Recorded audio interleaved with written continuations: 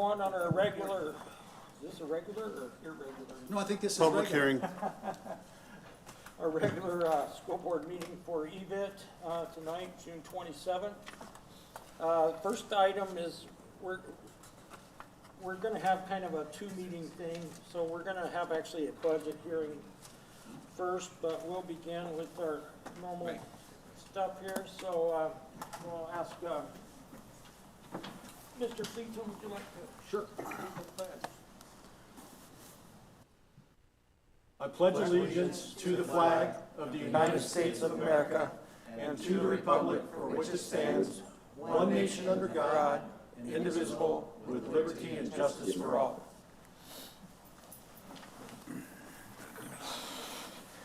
Thank you. So the next item is their proposal for budget expenditure, or proposed expenditure budget for fiscal year 22-23. I'm having a hard time talking tonight. We had a hearing on this 2 weeks ago today. Is there any substantive changes? Mrs. Perez. Good evening, Board President and members of the board. There are no changes to what you're adopting today. The state did approve the final state budget. In that, you're going to see additional changes in a budget revision that's going to come before you prior to September 15th. What we do have is there was an increase to the base level funding, which is approximately a 7.42% increase. Also, an additional 11.44% to the district additional assistance that we will also see. So what does that mean for EVIT? We will be seeing an additional $4.4 million in additional new funding. Out of that, 2.5 million will be for satellite funding and 1.9 will be for central campus funding. When we do bring that back to the board, as I indicated, either in August or early September, we'll be able to give you a little bit more detail as to how those dollars were allocated, in addition to any additional funding that resulted from this legislative session that we don't have the details on. Thank you. Okay, so we need to adopt this so we can continue operating after Friday, so I'll entertain a motion. That will happen in a different line, action item. Yes. Okay. So, Is that why I'll we're, call for it's a hearing, adjournment. but we're not voting for it? Correct, there'll be an action item at the end of the next Okay. agenda. Never mind. make adjournment, please. Okay, we'll move for adjournment. A second? Second.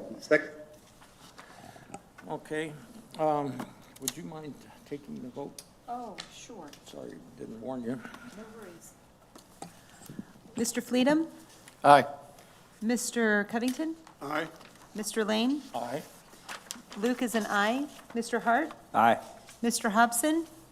Aye. Okay, motion carries. Thank you. Okay, so we're calling to order our regular meeting now. The first item will be the approving the agenda of the special meeting held June 6, 2022. Do we have a motion? I move we approve the minutes. Okay. And a second? I'll second. Okay. Any discussions or corrections, deletions? Okay. And this is both sets of meeting minutes? Just the meeting minutes for the special meeting on June 6th. We'll do a separate item for the, Okay. different people attended. and Okay. It's pretty hard to combine them. Yep, because I wasn't at the second one, that's what I'm asking. So, so we'll be voting right now for the agenda for the special meeting held on June 6th. You want me to conduct the vote? Yes, please. Mr. Fleetum? Aye. Mr. Covington? Abstain? Mr. Lane? All right, Luke is an aye. Mr. Hart? Aye. Mr. Hobson? Aye. Motion carries. Okay, next item is the regular meeting minutes for the meeting held on June 13, 2022. Do we have a motion?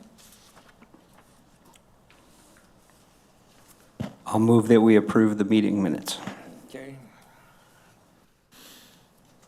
Second. Mr. Hobson, second. Any corrections or concerns about those minutes? Okay, hearing none, let's have a vote, please. Mr. Fleetum? Aye. Mr. Covington? I have to abstain because my computer didn't get to zoom in. Okay, Mr. Lane? Aye. Luke is abstain. Mr. Hart? Aye. And Mr. Hobson? Aye. Motion carries. Thank you. Okay, we have a call to the public. Do we have anybody who's requested to speak in the call to the public? No, sir. Okay. So we have consent agenda. I don't know that there's anything we need to pull separately, so we'll be considering, all items are considered as a group and will be approved with one motion. There will not be a separate discussion of these items unless a board member or a citizen so requests, in which case the item will be removed from the consent agenda and considered as a separate item. So we'll be voting on 7A through F. I need a minute. I might want to remove something. Give me just a second. Has this agenda been changed from what was emailed to me? No. Okay, then I think I need just a second here. And they have the subjects on the...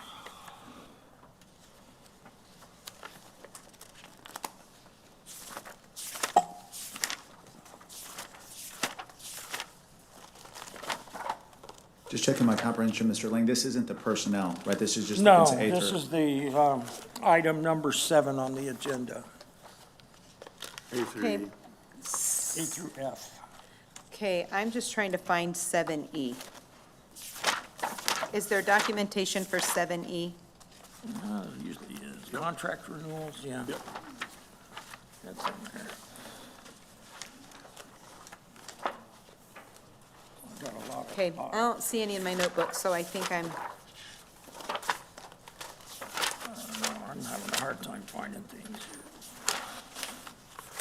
okay. Oh, it's way up I in the think I know front. where I'm at now. Okay, I'm good. All right, would you like to, have we had a motion and a second? Nope. So we're, this is, Got it. Thank you. so consent agenda, we'll vote 7A through F. I have a motion. Make that motion, Mr. Lane. Okay, thank you. A second? I'll second. Okay, any discussion or concerns? Hearing none, we conduct a vote for You bet. number 7. Mr. Fleetum? Aye. Mr. Covington? Abstain? Mr. Lane? Aye? Luke is an aye. Mr. Hart? Aye. Mr. Hobson? Aye. Motion carries. Okay, next up is item 8A is personnel request. Does the administration have anything to say on that? Yes, sir, we do. We have an individual who is on the personnel agenda, Ms. Jamie Cameraman, who's been recommended for termination. You have the backup in your board book, but our policy requires Ms. Cameraman the opportunity to discuss with you the situation if she should choose to. And so we have her number and have told her that we'd be happy to call her if the governing board chooses to hear from Ms. Cameraman. Well, I can't justify a good reason not to hear what she has to say. I agree. I'd like to hear. Okay.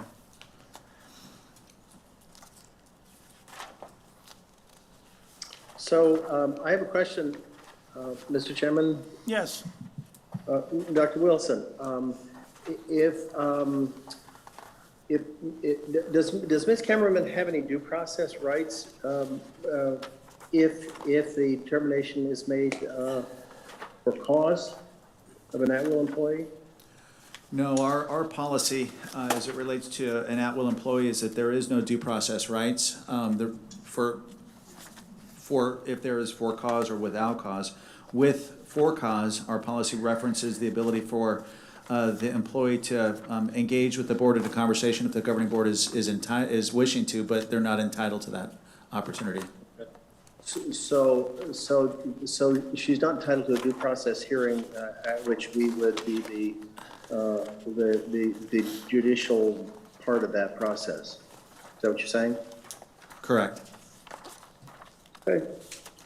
And then I have no problem us hearing her at this juncture. Mr. President, members of the governing board, I'm hopeful that you've had the opportunity, but if you haven't, it may be worth reviewing the backup provided to you on Ms. Kemmerman's situation prior to her having a conversation with you, just so there's a bit of context. Yeah, I think everybody's been provided, so let's take a couple of minutes and let everybody read through this. I gotta make sure I'm on the right one.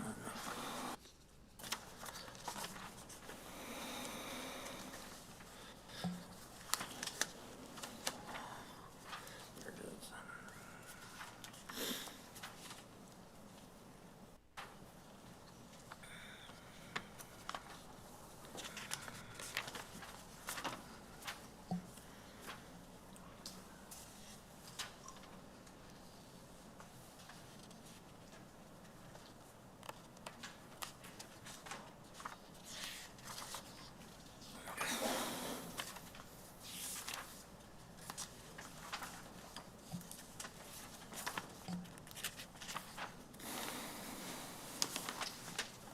it is. Is this an appropriate time for us to ask questions at all? I Or think not? we can't ask direct questions of the person, I don't think. Are you wishing to No, I- ask me, Ms.? I was Mr. Hunt? asking I think you asked Dr. Wilson some questions. Sure.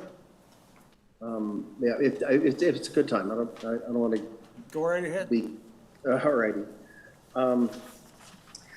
Both with respect to Ms. Cameraman and the other person I just point out as an aside, the claim that EVIT is making is that they have been taking private pay clients for years, or if corrected, for a year and a half at least. That's part of the charge, am I right? Yes, sir. So I'm puzzled why a department of cosmetology, which has to be pretty busy, still has employees who are essentially unsupervised for a year and a half. I mean, why are we just now learning that there were private pay clients for years or a year and a half, and we're not wondering about who's responsible for that supervision? So, Mr. Hobson, I think the point that you're raising is an incredibly valid point. And to be truthful, that's part of the process that we're still trying to unpack. I don't believe that it negates the employee's decision that brought us to the point that we're at with these two particular individuals, but that doesn't mean that we're done, in theory, with trying to better understand why this could have happened in the organization. Well, but both of them deny that's happening. And the fact that both of them deny that it's happening, and we apparently don't have a supervisor at any point that's saying they're taking private pay, or any other witnesses for that matter. We have an allegation essentially unsupported. Both of them deny that. But that part of the charge against both of them is one of the major enhancers of the allegations. And I think, candidly, for us to punish them by including this in the allegation against them, they're thieves, they're stealing our money, when we can't even prove that they in fact took private pay clients, at least if I understand the nature of the charge, that bothers me.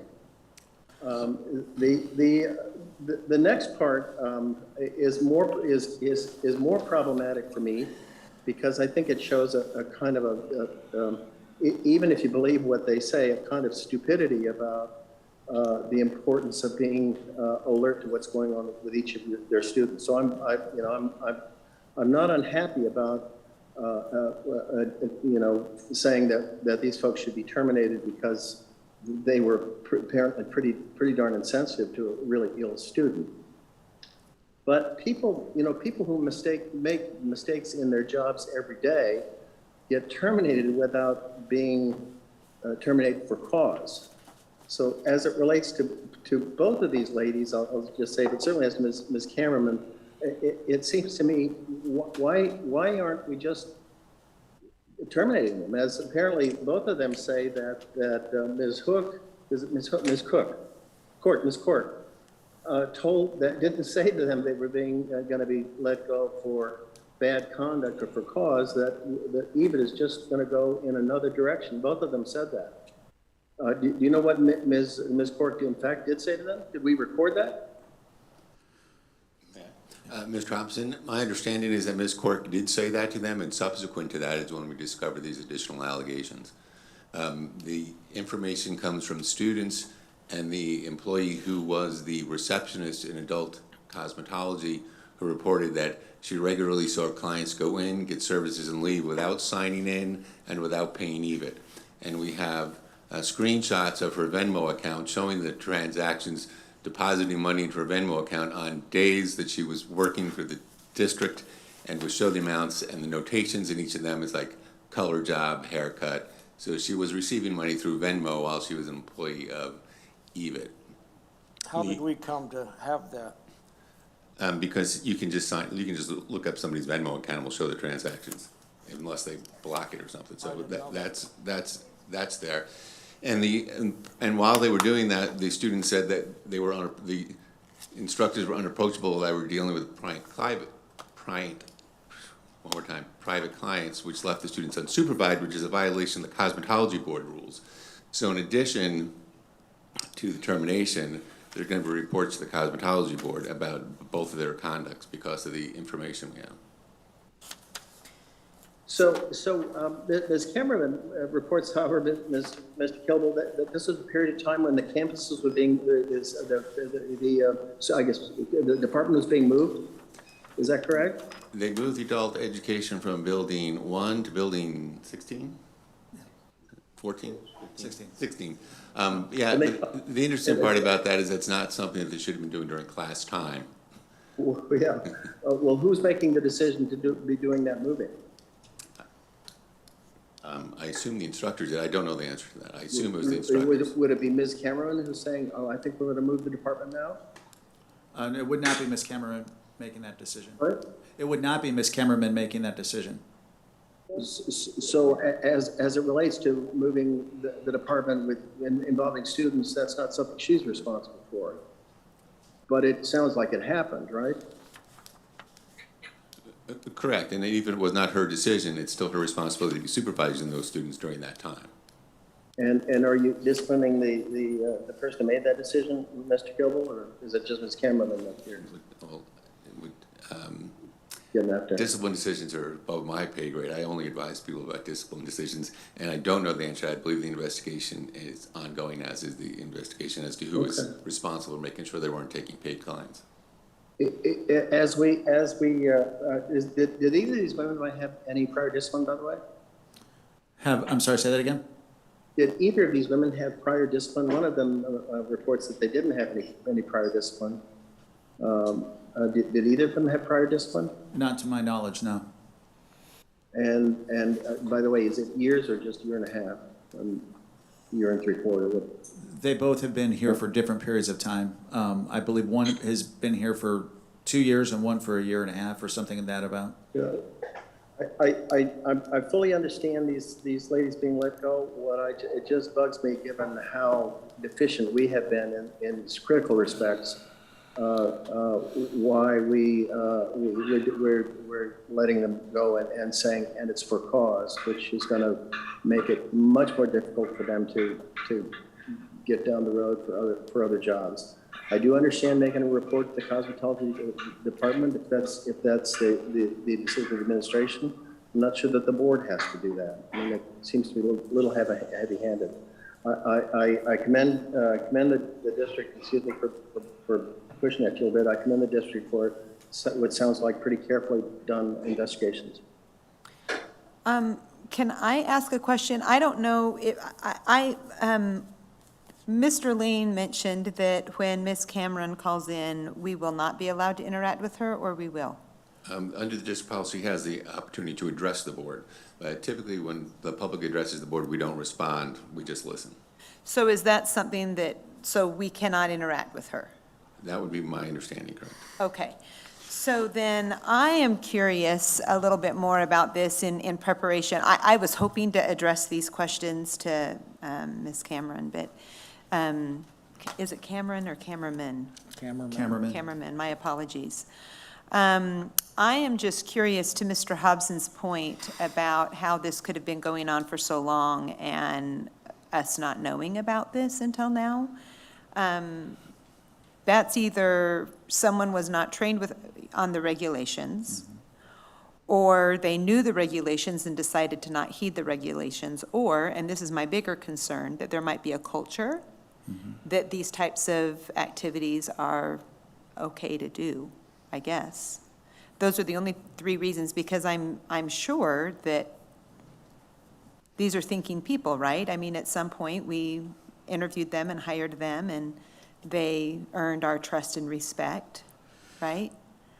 Correct. I think, so I think both of what you're saying and Mr. Hobson saying is absolutely correct. I think at the end of the day, there's still pieces to this puzzle that we have to get unpacked and figured out. I think one of the challenge with it is that, and to Mr. Hobson's point, I believe, or else I wouldn't have had this as the agenda item, that the individuals were doing what we were alleging, but that's alleged, but that's based on conversation, not direct knowledge. And so what I keep wanting to have a better understanding of is when we say, to your point, Ms., when we say that this is a culture, is it a culture that has happened for years, or was it a culture that was established more recently? And if that more recent culture was established, who established it? Yes, I'd like to know the answer to that as well. So if I can't ask that question to Ms. Cameron, can you guys ask that question? No, this is just her opportunity to address you. She had the opportunity to submit a written response. Okay. And she could have addressed all that in there. I guess she chose not to do it. Is she aware of your findings with the Venmo? I believe those findings were related to the other, Jessica. The other person, not this person then, Correct. so we don't have any such corroboration other than, Not documentary, just the reports of the If I could, students. I'd like Ms. Doolin possibly to speak a little bit to the Board of Cosmetology and their requirements, because I think that might help with some of what we have to do moving forward. okay. So I think there's a couple things that are important to understand. There's two different things occurring in this case. We have what we're doing as EVIT, and then what we're bound by the Board of Cosmetology to do. So as an institution, we're approved to the Board of Cosmetology, and the instructors we hire have individual licenses as well. So if an institution, when we become aware of something that violates the board policy, the cosmetology board policy, it's our job to self-report, and we need to self-report and say how we're remedying it, or what happened, or how it occurred. So that's one thing. The other thing is if we know a licensee violated the board policy, their individual license requirements for the cosmetology board, we would need to also report that. So I think those reporting situations, you're correct, the board would not necessarily do that. Anybody from the public can do that, and as an institution, I have asked Ms. Cork to report this, because what we don't want to do is not be transparent with the Board of Cosmetology that we are aware that this occurred. Right, everybody, so those are sole and separate. That's not something you guys need to rule on or choose on. We don't do the investigation. The cosmetology board does the investigation. That is not our job. Our job is just to report. It's their job to investigate.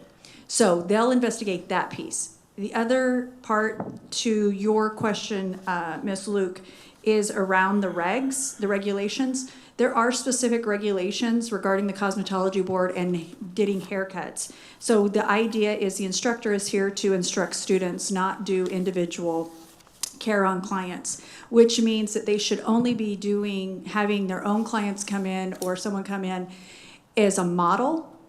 But even then, they cannot do the entire haircut. Only a certain percentage is supposed to be done without the students doing the remaining. So I believe it's up to 60% can be done by the instructor, and then students can help with the other 40. That's so that students get the hands-on, but the instructor's there. We can see how that would work together. In this case, there are allegations, and it was occurring. There are some witnesses that there was services being done sole and separate by the instructor without student involvement. So that would be a violation of the board, the cosmetology board, and we would need to report that. And they were not on our books, they were not scheduled through EVIT. So our students weren't performing the care of that particular client. As far as something to be aware of in Ms. Cameron's case, since you're gonna be hearing from her, her cosmetology supervisor was Jessica, so I forget Jessica's last name, someone help me. Kellogg. Kellogg, I always forget that. Jessica Kellogg was part-time instructor, part-time board supervisor for adult ed. So it would have been her job, partly her job, to make sure those regulations were followed. Is she here tonight? Will she be addressing the board tonight? I do not believe so, but I think that's an important piece to understand, that half her job was one, half her job was the other. Now, that doesn't relinquish the fact that we have supervisors over that, there's a chain, but I think it's important to understand that the direct report for Ms. Camerman would have been Ms. Kellogg. And who was the direct report for Ms. Kellogg? It would have been Mr. Fisher up until June 1, and then it would have been Ms. Cork. Okay. So I think, and Ms. Doolin, I respect your, the information you've shared in that it's going to be up to the cosmetology board to do a thorough investigation as far as licensure goes. Correct. However, I would like to see an investigation done as far as EVIT goes, because I think what we have here is a situation of culture, perhaps. Mm-hmm. And to Mr. Hobson's point, it's not that great of a look, right? If this has been going on for a while, that's not that great of a look. Correct. And I have a hard time believing that this was simply an oversight of policy or ignoring of policy. When things like this tend to happen, if you follow it up the chain far enough, you kind of find out where the wheels fell off. Mm-hmm. And in order to be able to fix this, we got to be able to identify the exact moment the wheels fell off and be able to fix that piece of it. Correct. Because in reality, we need to support our instructors as well, right? Mm-hmm. I mean, there's an inherited trust there, mm-hmm. an implied trust, and we need to provide a working circumstance for them as well. I agree. I want to clarify, were these two ladies in the same class at the same hour with the same cohort of kids? Yes, that is true. That's true. Yes. And what time of day was this? So the adult program, I believe, runs from 9 to 1 or 8 to 7 to 1, 8 to 1, something like that. And they can stay up till 6 at night. So some of them did the first half, some did the second, but they overlapped, and it was the same cohort of students because it's a mixed cohort. They were both. Is that a summer program thing? Or? It's a year-round. It's adult only. Oh. It's the adult-only program. Okay. Can I throw one more thing in there? Mr. Hobson, to your point, because something you said keeps resonating in my mind, and that is when you made the point that when you terminate with cause, it makes it much more difficult for the other person or for the person being let go to find another path forward in their career. Are there circumstances where that can be mitigated a little bit? I mean, are there explanations or circumstances that could ease that along a little bit? Well, the problem with the private pay client role and I understand we're constrained by regs, and Ms. Doolin, I appreciate knowing that as well.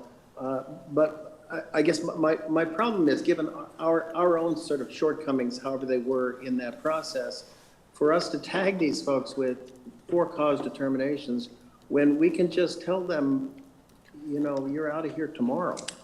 We don't have to give them a reason when you terminate for at-will employees. You just say, don't come back tomorrow. And that doesn't constrain us from, at the same time, making reports to the Cosmetology Commission, where they can do the investigation that ties down, all the detail. So I guess the other thing is I think it constrains what these folks are able to do in terms of future jobs. That we're not releasing bad players on the market, because the Board of Cosmetology is really the place that gets sorted out.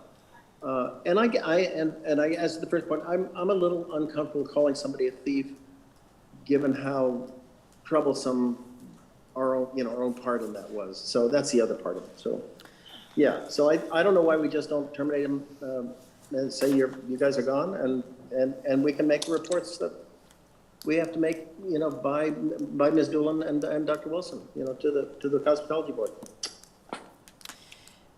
Mr. Coble, can I also ask another question? You certainly may. Thank you. You mentioned the evidence that you have against Ms. Kellogg, but you didn't mention, is this correct, the Venmo screenshots and things like that? Correct. What is there to support this claim against Ms. Kammerman? With respect to the paid clients? Yes. And just the reports of students and the receptionist for Adult Cosmo. And so are we talking like a few, or are we talking many, many? It's hard for me to quantify that it varies down which witness you ask. Sometimes it's 2 to 3 a week, sometimes it's multiple a day. And how long have we known about this? It just came to my attention since the last meeting. Okay. So this all came to light as a result of this health and safety of a student issue, is that correct? at the same time, I don't know which came first, but the cosmetology receptionist told us she didn't think there was anything wrong because the supervisor for the department was the one that was doing it. So she just assumed it was okay. So that's why she didn't raise any issue with it. So who raised the issue? I think while they were While they were doing the investigation on the health and safety, or the new individual over the program, Ms. Cork, is the one who unpacked the issues that brought us here today. To her credit, she's the one that put the pieces together. Okay. Can I just want to add one other thing. There was also, as in the process, remember we moved adult ed from where they were to building 16. They got a new supervisor, the new cosmetology supervisor plus Miss Cork, and the new supervisor, Miss French, is the one who 2 days, I think it was 2 days in a row or 2 days in 1 week, caught clients being serviced by Miss Kellogg. I'm sorry, who is Miss French? She's the new cosmetology supervisor. We have to have a licensed cosmetologist as a supervisor, and then Miss Cork is the director over the program. So there's more than just Venmo screenshots and things like that. We now have a new supervisor who also has uncovered. And that's this how we reporting. uncovered that there was someone present getting hair services done that was not on the books. Okay, so the normal procedure would be, it's okay to have these people have their hair done, but they Correct. would need to be on the books, you say? They pay Okay. EVIT the little stipend because they're using the products that we purchased to train, and the students would be doing the hair, not necessarily the instructor unless they were being a model. And you have liability waivers. Yeah, the whole, So Dr. Wilson, I assume the reason the word theft was used is because it's theft of time, Correct? theft of money in terms of product. Correct? Theft of what else? Well, theft of time, money, and product was the driver behind it. I mean, obviously, the time away from students, product that was used, the money that would have been generated back into EVIT's enterprise account. And the person was getting paid. Correct. EVIT was paying them. Correct. So that would Correct. actually be theft. As uncomfortable as that is to use and strong of a word, that would represent what happened. Correct. Okay. Correct. Okay, so, all right, one more thing. I know, Mr. Freedom. Turn one more thing now. You got to stop me from thinking, man. One more. And this is without any coffee or caffeine. Okay, so one thing I want to just emphasize here, and I'm speaking for everyone, and so I hope that's okay. We'll let you know. I know, right? Wait till we hear what you say. We've all focused on this theft issue, right? But really, we have a pretty serious allegation when it comes to a student. Correct. And I think it would be irresponsible for us to let this pass without really taking a listen Correct. to what happened there. Correct. Because of the two, even though we all jumped in on this side, I think momentum just went that way from the Correct. beginning. I am mostly concerned with the student and Correct. what happened with the student. Correct. Absolutely. I think, I mean, your point is well made, that I think we've spent time, rightfully so, talking about theft, but it did. And whether we have enough to quantify that or not is debatable. But what we do have pretty quantifiable is what happened with the student. And a student that wasn't feeling well went into the restroom, became significantly ill, texted the teachers. Teachers didn't go either by themselves or send one while the other stayed back to go check on the student. In fact, the teacher's response to the student, as you see in your backup, was seemingly more concerned with that they clock in and out appropriately versus the overall health and safety of the student. And I think when we talk about the organization that we expect ourselves to be, there's a lot of different layers to that. But one of the layers that it's most deeply ingrained in is that we believe that we want to treat other people's children the way we would treat ours. And I would not have my son or daughter in the bathroom feeling ill and expect that I or my wife don't go there and see if they're okay. And we didn't do that as an organization. And so to me, to your point, that is in some ways the more troubling aspect of all of this, simply because that cuts to the very core of who we say we're not. But in this situation, we were. Oh, I think this incident rises to the level there needs to be a faculty-wide discussion of this sort of event. I have a question. This could have been a fentanyl exposure or chemical exposure from the program. The person lost consciousness. Yeah, I That think, should have been a 911 call, not did you clock out? and Ms. Cork is a registered nurse, so in the building area was a trained medical professional. We have nurses. There was so many different resources that we could have leveraged and utilized to make sure the student was okay. And the lack of doing that and the lack of care and concern is, to Ms. Luke's point, the most concerning part to me as an organization. And we absolutely will address to make sure faculty and staff understand the urgency and the need for that. I think the challenge with it is that, yes, you're right. But I would hope that individuals in the organization understand that if a student is ill and potentially fell and potentially is passed out, and they're telling us that we don't dismiss it. And Yeah, I'm not so sure there's a ton of professional development needed for that. Well, no, but I think it needs to be addressed. I agree. Agreed. So I have a question, just to clear up a couple things. I'm looking at your letter from June 23rd, and basically, is she at home being paid now? Correct. Correct. And she's an at-will employee, which, based on what Mr. Hobson is saying, could absolutely not be the case. This doesn't even have to come to us. We could have just ended this before it ever got to the No. board. It would ultimately have to come to you, No, but everything comes to us. yeah, but it would have been a different. She would not have been. There wouldn't have been no reason for the employees to address you, because it would be a termination without cause, which, as an at-will employee, that contract allows. Okay. It would still appear on our agenda. We'd have to approve that personnel item. And then my question to Mr. Coble is, as in-house counsel, I assume we're justified and we're going with all this, but are you comfortable in liability after the fact? Is there anything that could come back on us for this? Do you feel comfortable in what we're Always doing? is. I'm completely comfortable, because for an at-will employment, you can give a reason, a four cause reason. As long as it's not an illegal reason, we can even be wrong about it and have no liability. That's all I wanted to hear. Thank you. I do have some concerns about safety, because I do see both things as tied. You know, I see this as a two-issue instance. And of course, we're talking about the student right now, but I see this as a safety issue even with taking clients on the clock without having them sign in. Do we know everyone who's on campus when they're on campus? Isn't there an additional level of measure there, that someone would not only just come and sign in, or maybe that would act as the sign-in, but by not signing in with cosmetology, then we don't even know who's on campus without that. So that's like a double-edged sword there. That's like a double hit. Correct. It'd be worse if it was a high school program, but it's an adult. Okay, so that's a cultural thing. That's a culture thing then.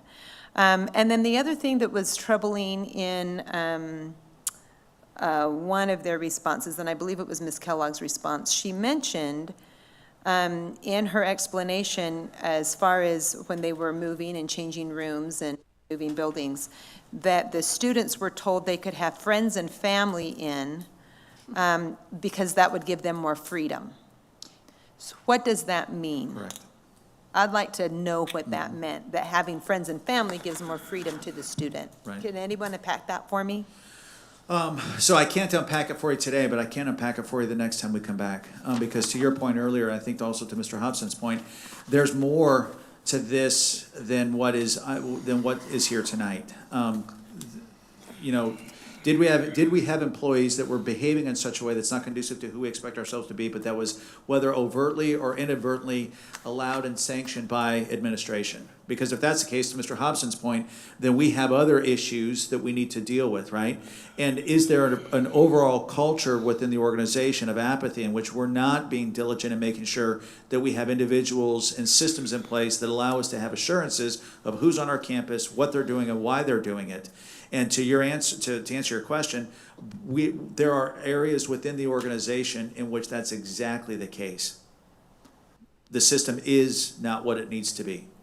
And part of what our expectation is as we move forward is that we start building these systems. And it's a broken record, but part of the reason why we're building the team the way that we're building it is because we need to have individuals that understand the urgency and the sense of need to make sure that we not only develop systems, but we institute them and we follow them.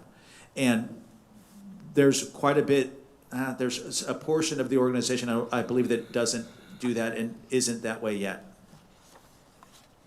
Thank you. Be sure and bring this up in the closing items so we have it on the next calendar for August 8th, what you want to talk about.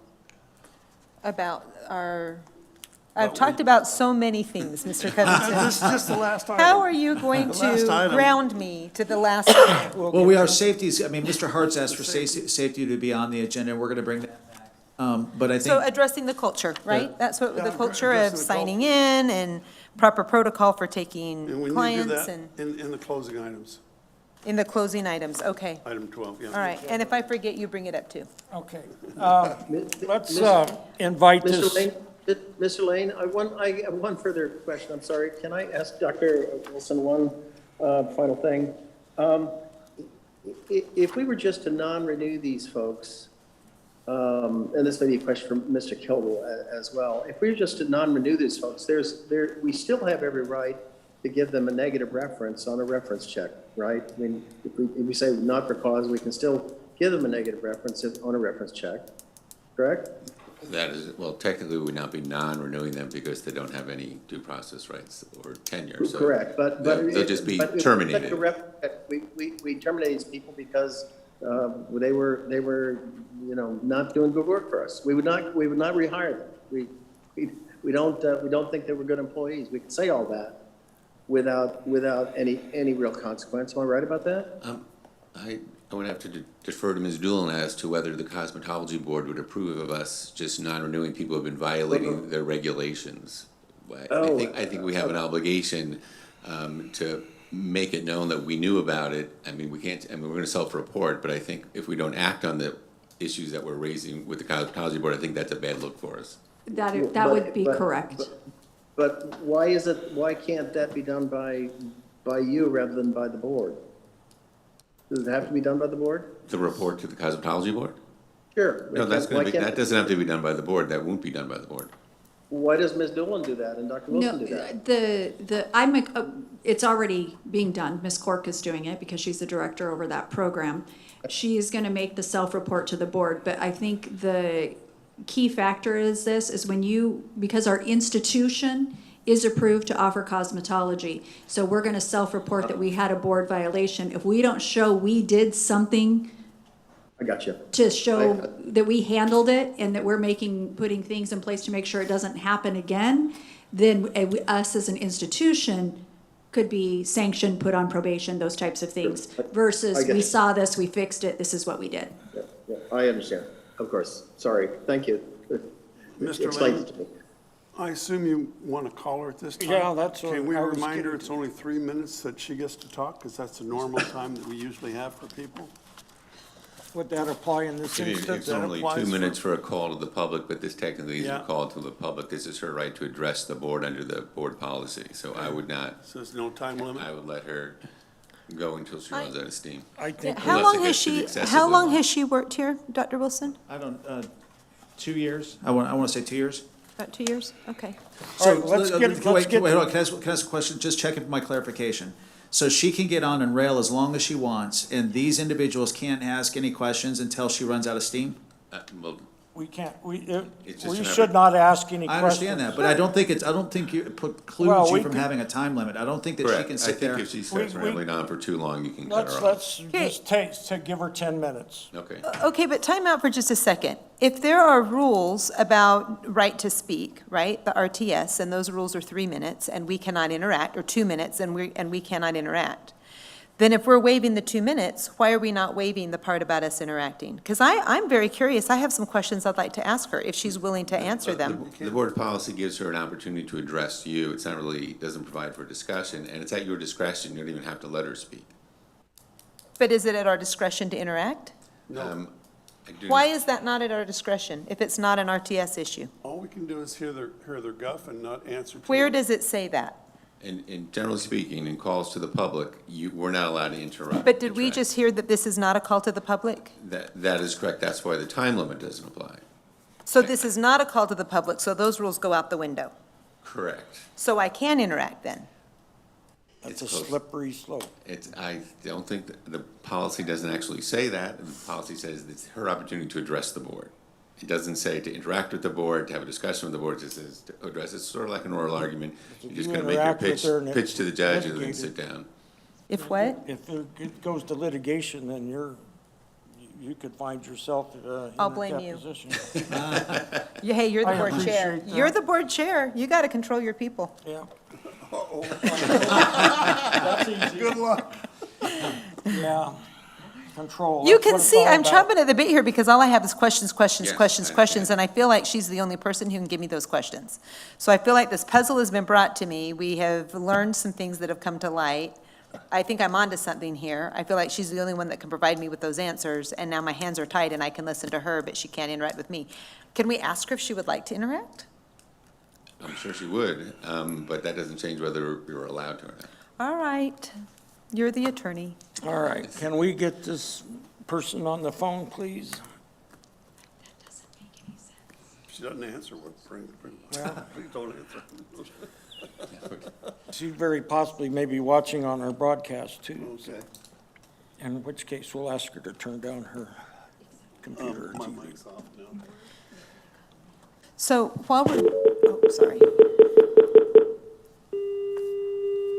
Look, I assume the questions you want to ask her in relation to the follow-up issues in terms of her supervisor and the culture at EVIT. We can bring her back on another occasion to do that as part of an investigation. Yeah. Okay. So that's better than nothing.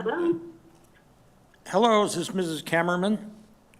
Yes, it is. Hi, this is Dave Lane. I'm the president of the EVIT Governing Board, and we're calling you to give you an opportunity to address the board about your employment situation. Okay. So you're on microphone and you're being broadcast out on our public broadcasting system. So we'd ask you if you maybe could hold your comments to not more than 10 minutes. The board will not be able to interact with you, so we're purely here to hear what you would like for us to know. Okay, let me know when you want me to begin. Begin. So I would just like to address that the day that I was let go was on Thursday, June 16th, I believe was the date. I was brought into Lisa French's office, which is my newest supervisor was over me for about 2 weeks or so, roughly. She's brand new to the position and has been training in it. She was not involved in the meeting when I first walked in. It was just Laura Cork, who is my director, who has just kind of transitioned into being my director from Mr. Fisher. So it's been kind of back and forth on changing up the guard and all of that type of thing. I was brought into her office on Thursday, and I was told that EVIT is moving in a different direction, and that that direction did not include me, and that I could go pack up my classroom, my belongings, and I could head home, leave my badge and my keys, and that was that. It wasn't until last Thursday, which I believe the date was the 23rd, that I received a letter in the mail from Dr. Wilson stating a bunch of allegations against me. Those were the first that I had heard anything about any of those allegations, that anybody had even said any of those things, felt any of those things, and a lot of them were quite shocking to hear, considering I do pride myself on being a good teacher and being more of a rule follower. There are several of my students who will tell you that I am very much stick to the rules, and they're in place for a reason, and that we should be following them. So it's very, honestly, very hurtful and very disheartening that those things were said, considering they are not true. Sorry, give me a second. Take your time. To be told that I am taking clients on the clock on campus, I don't have a personal clientele. I don't take clients at school. I don't take clients outside of the school. I don't have a personal clientele. I am a mother of 3 children, 2 of which are very small, and the only job and income that I have is me working at EVIT and teaching my students. So to be told and listening to some of the things over here in the conversations that you guys were having before this, stating that other than hearsay from people, there is no documentation to back up that I have been taking clients, which you're not going to find because I don't take clients at EVIT. I've never taken clients at EVIT. And to also clear up some things, I've been at EVIT for 1.5 years. I started on January of 2021 in the adult program. Prior to that, I worked 1 year on the high school side and took a hiatus in the middle because I had a child and took some time off of that. But in the total time that I've worked there, this is the first time I've ever had any of these allegations brought towards me. And again, they are completely false. I don't take clients there. I don't bring clients in and do services on them to be called that I'm stealing time and stealing product and all of those things. That is 100% a false accusation against me. The other accusation being that my students are unsupervised. I will say that as far as how the move and everything went down, we packed all of our stuff. We were given permission from supervisors above us to tell us that we were more than welcome to have us and our students move our belongings from one place to the other. Our students even volunteered to do so, and our administration and like I said, our supervisors were fully aware of that.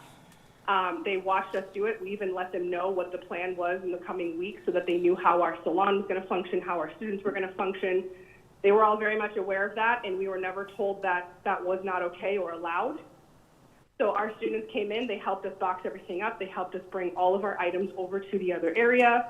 Once we figured out where we were going to be, classrooms, salon floor, all of those things, our students were amazing with helping us unpack things, organizing, getting everything put together. We even were helping reorganize some of the high school things and do all of that, all while trying to still kind of function. For the entirety of the summer, from June 6th until the 1st of August, we did shut down our salon to the public for the most part. I know that there was a question raised about bringing friends and family in to allow them to have fun, or whatever the phrase was. What we did was we allowed them to only bring in friends and family members, considering we weren't sure when we would start back up again to be able to take clients, because we had to make sure that our product was in place, that we had things for sanitation set up, that we had tools available, that we knew where all of our supplies were, so we could adequately service different clients for different reasons, whether it was hair, skin, nails, all of those types of things.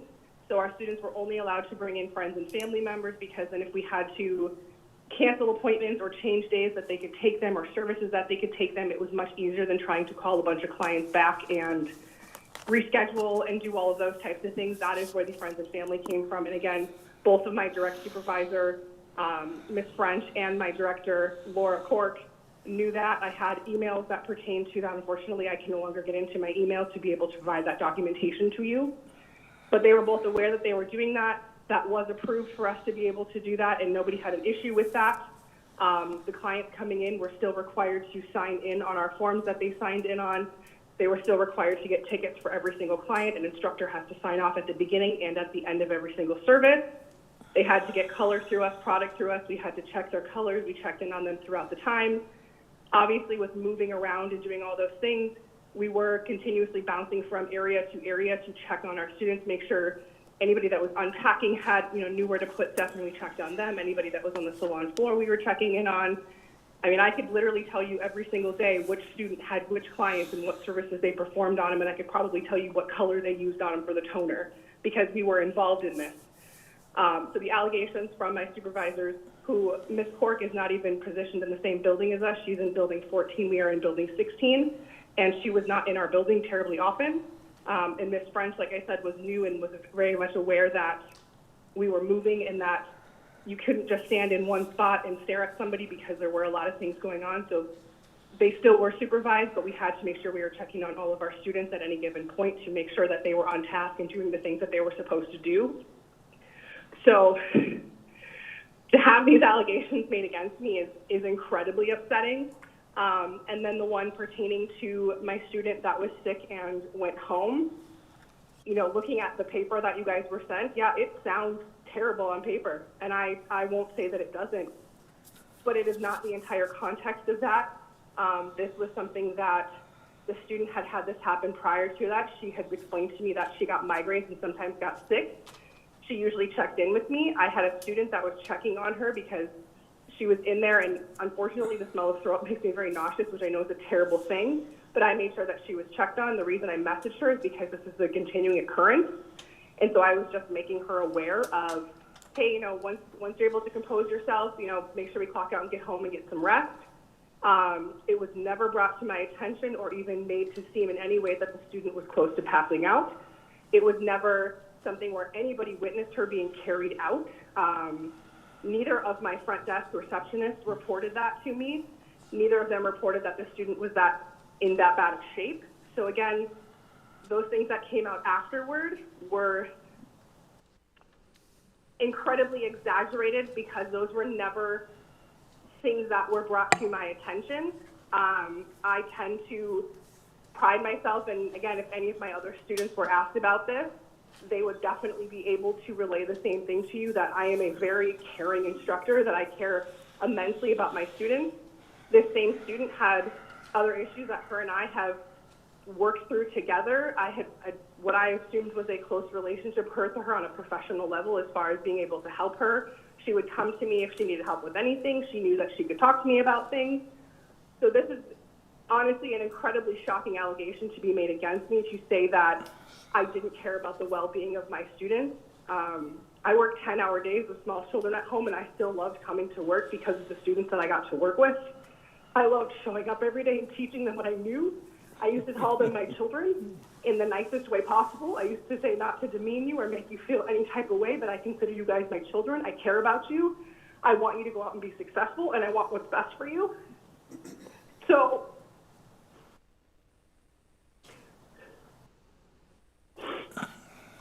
to have somebody say that I don't care about the well-being of my students and that I don't care about my job and I don't care about the rules is incredibly hurtful and dishonest and false, and it's more of defaming my character because those are not accurate statements in any way, shape, or form. And like I said, had any other students been asked about this, had students been questioned about, if we were on that, which to my knowledge has not happened. Like I said, I am a rule follower. I make sure my students follow the rules down to stuff as simple as dress code and, doing things in the proper order because that's what's safe and that is what's right. I am a stickler for that, and I've had several students say that to me. Mrs. So Cameraman, this is not something that can you kind of wrap up? We've gone through 10 minutes now. Oh, I didn't realize it was that long. I'm sorry. You bet. That's all right. But if you could just give us, wrap it all up in a minute or so, that would be great. Absolutely. At the end of the day, none of these allegations, as far as I can tell, and as far as I know, will not have any type of backing to them because they are false statements, unfortunately, that they're being made and presented as truth.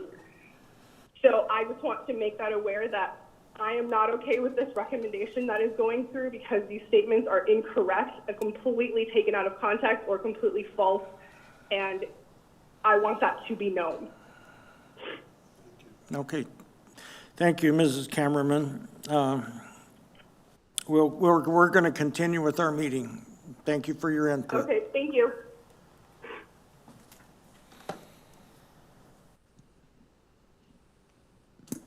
Okay.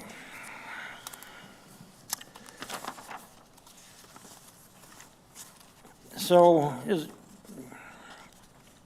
as far as the theft of service or charging time when we're paying them, we do have definite proof for the other person. Is that correct? So we don't have any real direct evidence for this person? We don't have any documentary evidence. We have witnesses who have said that. Okay. How many witnesses? Student witnesses, Well, certified I think staff? My understanding, it would be the cosmetology receptionist, and I think a couple of students said the same thing. And in terms of not being supervised, even in her written response to Dr. Wilson, she admitted that at times, because of the move, students were left unsupervised. I think she even inferred that. I am having a little trouble with that. Help me understand. So during allocated class periods, we're having programs move from point A to point B during class time? How is that a good thing? It's a horrible thing. Who made that decision? We're gonna find that out. Because that's just wrong. That's an interrupting of the educational process. That's against the law too. Don't disagree. I had the exact same concern. I've been writing myself notes as I listen to You know, that Ms. Cameraman. that is just not in any way, shape, or form acceptable to do anything like that, move, paint, or anything outside of what the curriculum of that class during those Completely hours is. Completely agree. So, Is that a normal practice? No, ma'am, not, well, I Well, sit we here and hope say no, not. but if I come back and I find that it happens more regularly, I'll tell you. But no, my expectation, and this isn't just here at EVIT, I think having students move us is ridiculous. well, at some point, somebody had to decide, we're gonna move this, and it wasn't the instructors, we're gonna move from building 1 to building whatever.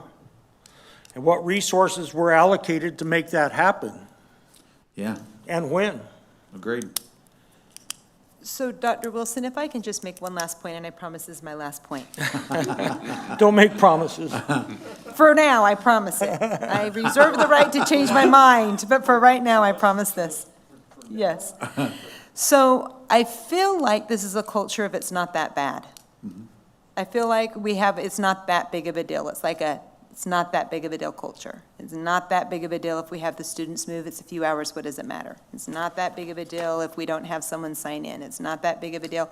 In fact, it's not that big of a deal if we use product and time and things like that EVIT are paying for, and we're not going to even call it theft, because that feels uncomfortable. It's just not that big of a deal. And I am concerned that we have, and that is human nature. It is human nature because we like people, right? And we like things that people do. For the most part, we're friends, and I think that I would like, for whatever it's worth, I would like to kind of look at it from that lens and see if we've desensitized ourselves into a culture of it's just not that big of a deal, because it's a very big deal. Yes, it is. And it's a very slippery slope, and as soon as you go down 1 inch, you can easily slide down the rest of the way. And so I appreciate you looking at that, Dr. Absolutely. Wilson.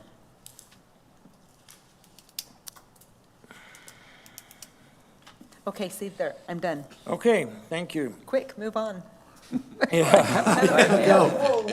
If it was only that easy. So that brings us to the personnel request, which these are a part of on 8A.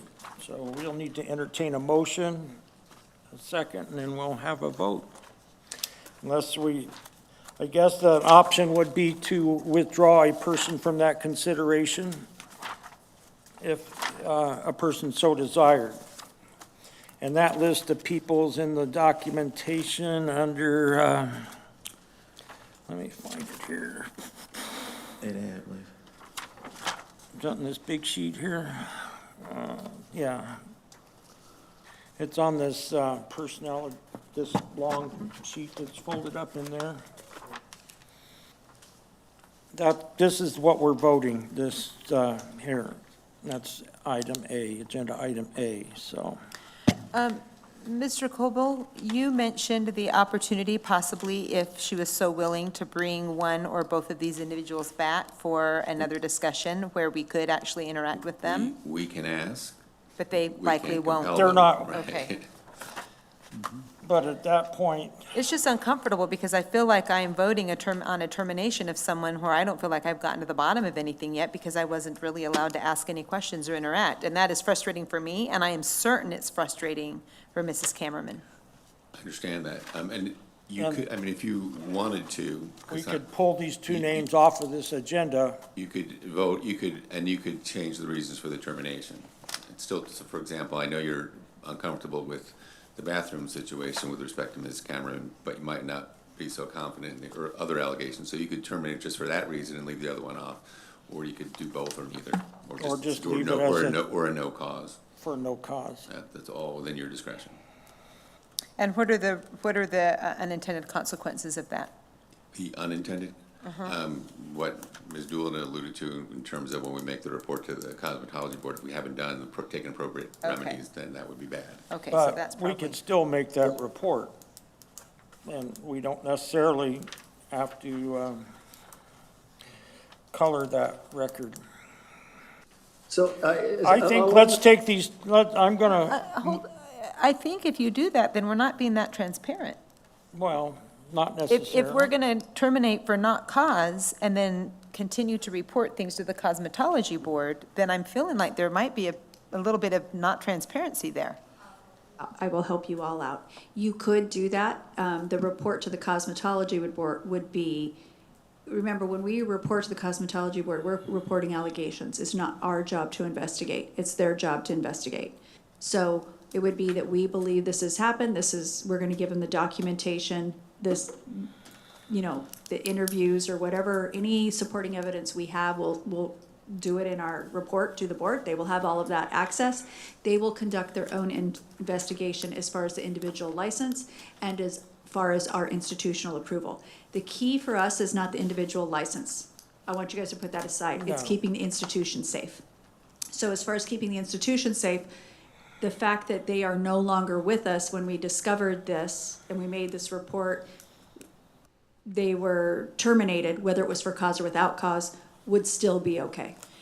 And to your point, Ms. Doolin, then the Cosmetology Board would have the option of dismissing the allegations if their investigation they would have- shows. yeah. They would do a thorough investigation on the individual license and they would have the option. Their board could always dismiss, their board could put the Say it's individual on probation, they unsubstantiated could pull or their something. license, it's always up to them. Okay.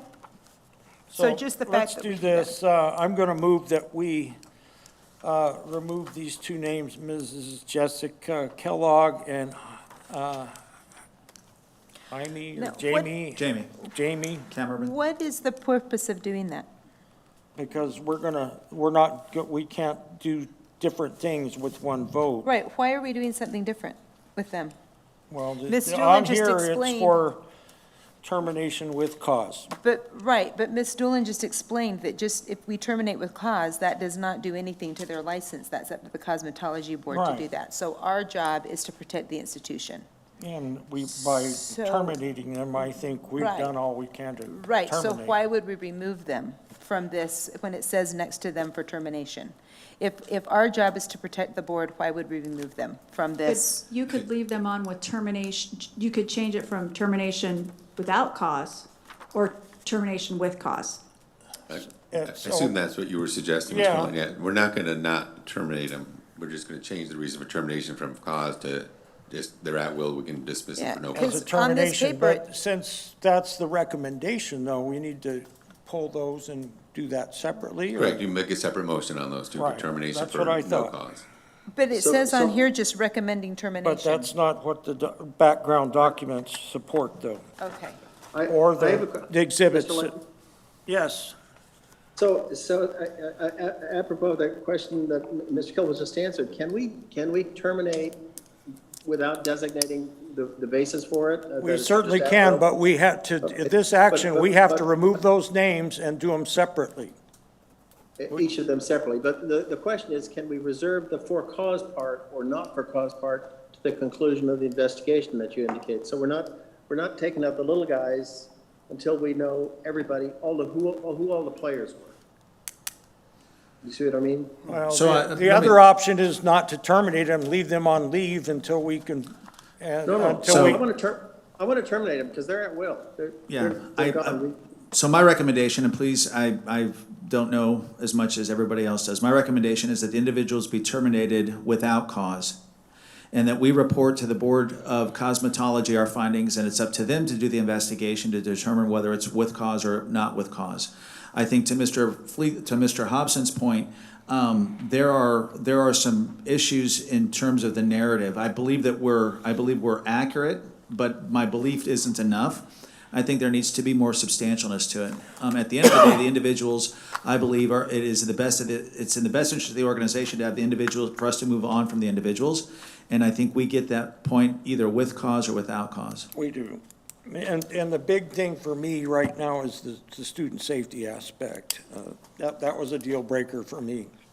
And to Personally- my understanding, there's no benefit to us, whether it's with cause or without cause, It's right? just, There's no well, difference for us. it does affect that person's ability To to, us, I though, understand that, yeah. but But to I'm us. saying there's no benefit to EVIT or The- to the the- board to terminate her with cause. The only No. potential benefit is if the individual chooses to pursue unemployment. For cause is a different narrative than a not for cause. But from my perspective, I don't know that that is of significance in terms of not feeling comfortable enough based on the information presented. So it's easier for an individual to get unemployment that we would pay if it's not for cause than if well, it's they're for gonna cause. unemployment will send you a questionnaire, Correct. what were the circumstances leading to this dismissal? And then that's a whole different kettle of fish then. So in order to terminate without cause, we would need to remove them from this agenda item and handle them and handle this separately? Correct. Okay, so if we don't remove them, then we will be terminating them with cause. Correct. I understand now. Thank you. Okay, I'll start again. I'm gonna move that we remove the names of Jessica Kellogg and Jamie Kammerman from the vote on agenda item 8A, and have a separate motion and vote for the classification of their employment status. As moved. May I have a second? Any other discussion? Let's have a vote, please. A. 8A. Mr. Fleedham? Aye. Mr. Covington? Aye. Mr. Lane? Aye. Luke is a no. Mr. Hart? Aye. And Mr. Hobson? Aye. Okay. Okay, so, now we come back, and this will be, I guess, 8A1. Considering the status of Jessica Kellogg and Jamie Kammerman. Mr. Lane, I understood your motion to just be removing those two names from the list, so you've not voted on the remainders yet, correct? No. Okay, just want to make Well, sure. we voted the rest of the list. No, we No, didn't. I- Oh, no, we no, didn't. that's your motion, Okay, just to yeah, remove the I'm two. ahead of the game, okay. So now we need to go back and vote 8A. Thank you for keeping track. I move was that we confused. approve agenda item 8A as amended. I'll second that. Okay, Ready any for the vote? discussion? Let's have the vote. Okay, Mr. Fleedham? Aye. Mr. Covington? Aye. Mr. Lane? Aye. Luke is an aye. Mr. Hart? Aye. Mr. Hobson? Aye. Motion right. passes. That carries. Now, we're back to the item. How should we present this? Probably cleaner if you just do one at a time. Okay. So for the matter of Jessica Kellogg, for termination without cause, I'll entertain a motion in a second, and then we'll vote.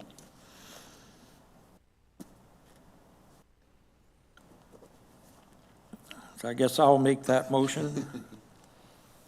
For who? Mrs. Kellogg. Do we have anyone second? Second.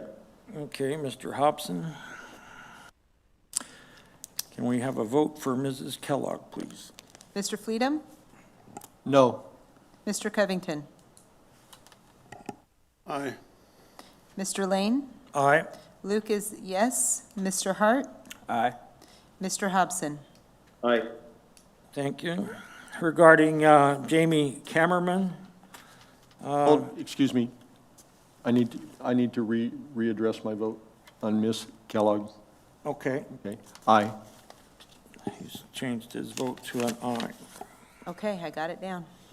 Regarding Jaime Kammerman, Jamie, I got him stuck on that. Jamie Kammerman, I apologize if she's listening. We're going to I'll make the motion to change the status, well, to have her listed as terminated without cause. So that's my motion. Second. I have a second. Can you have a vote, please? Sure. Mr. Fleetum? Aye. Mr. Covington? Aye. Mr. Lane? Aye. Luke is an aye. Mr. Hart? Aye. And Mr. Hobson? Aye. Motion carries. All right, we got through that. That was painful. Go through A. You're welcome. Any more comments?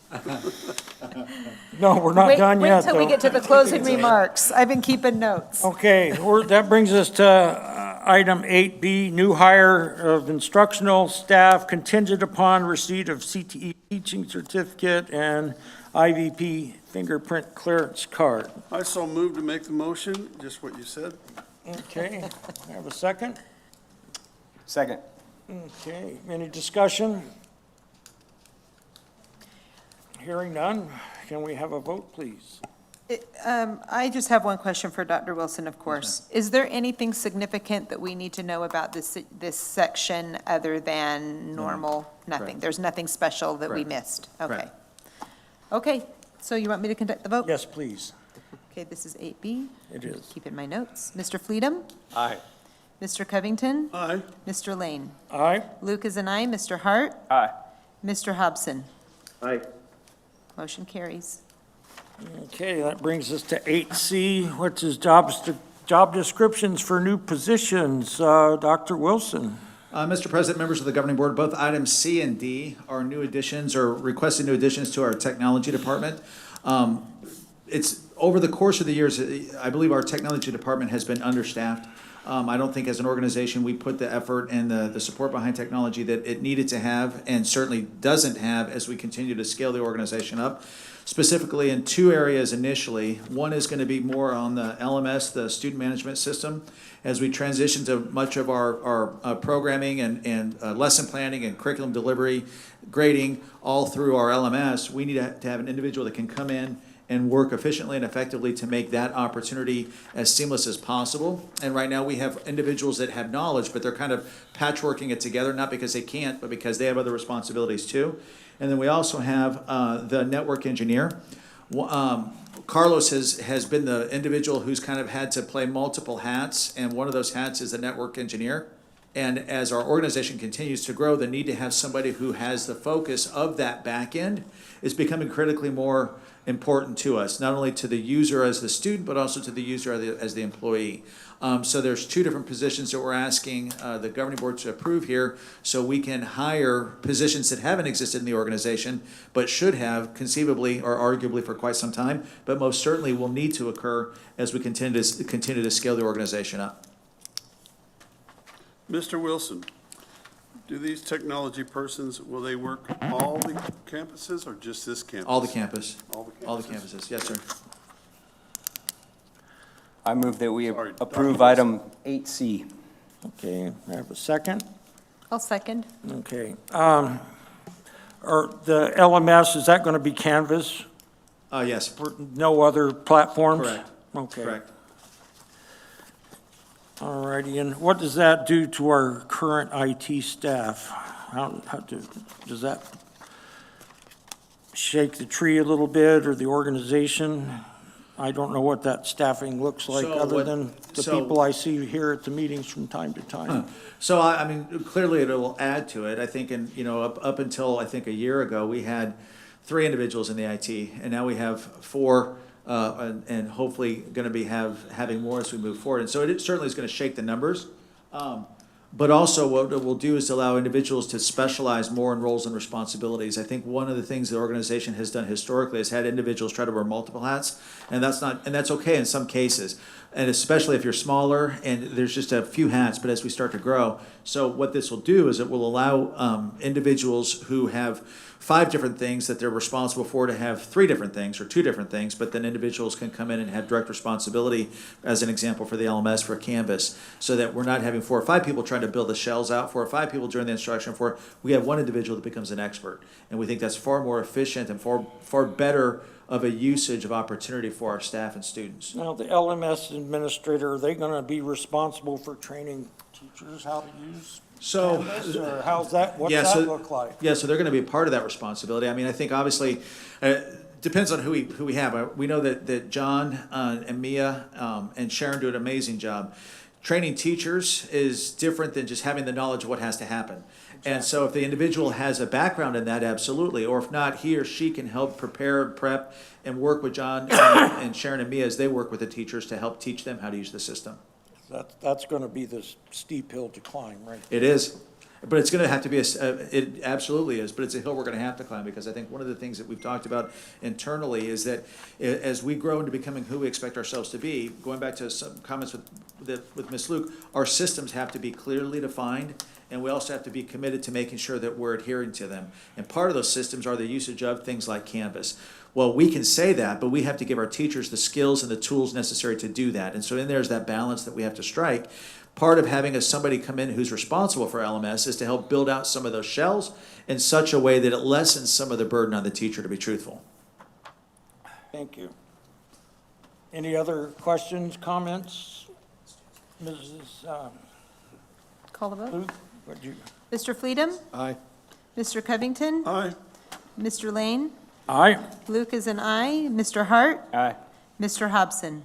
Aye. Motion carries.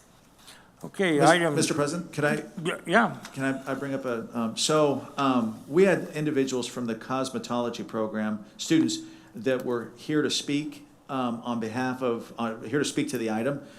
They weren't aware that they needed to fill out a form in order to speak to an item. So I would ask if you could please give them the opportunity to at least address you, and so you can hear from them information that may be important not only to the decision you made, but also to future information that we might need as we make future decisions. Are you comfortable with that? I am absolutely comfortable with that. We'll ask them each to step up there, state your name and your interest, and then you'll have 2 minutes or 3 minutes to address us. We cannot have a dialogue. You can just tell us Hi, what my you name's Tucker Gilliam. I'm part of the adult cosmetology program, and I'm probably gonna cry, It's all right, just relax. We're not that scary. but I understand the decisions had to be made. But those 2 individuals were the best teachers I've ever had in my entire life. I've always been sought out as a dumb kid, and the one who was always outside the box, and those were the 2 people that always pushed me to embrace it and work hard and be a rule follower and be a problem solver.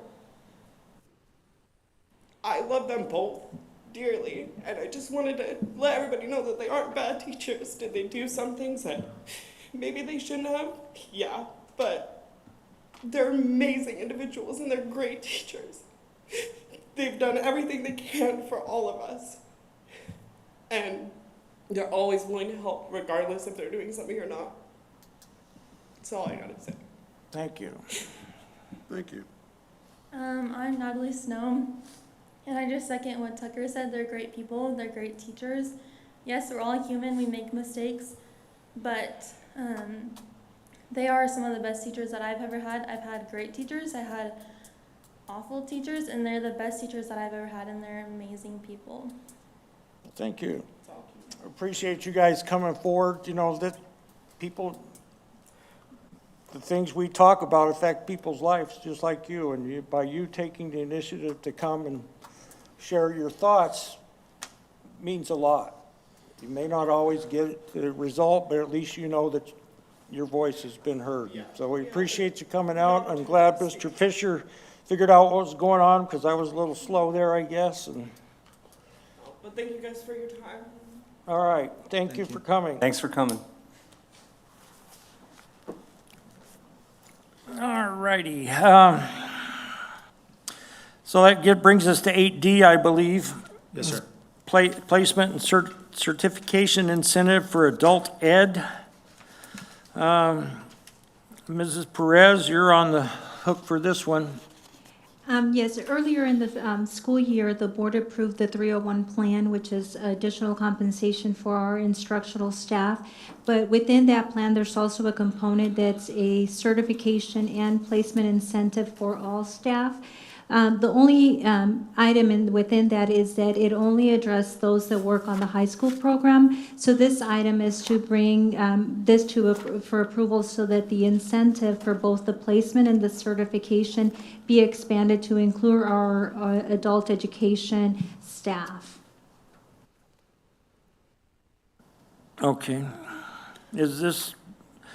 How does that work on 301? Is that legal use of 301 monies? So the intention, just to make to elaborate a little bit more, the plan itself for non-instructional staff within the plan calls that the payments for the incentive for the non-instructional staff will be funded out of M&O, not 301 funds. Okay. In this particular case, would be funded out of adult education funds. Okay. But the You're adult using education staff You're were using not a included. 301 framework to determine the compensation amounts? Correct. Okay. Appreciate that. Any other questions? Let's have we just need to vote this then, and Correct. is that correct? Correct. All right, I'll entertain a motion in a second.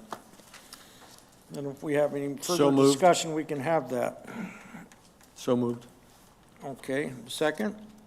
I'll second.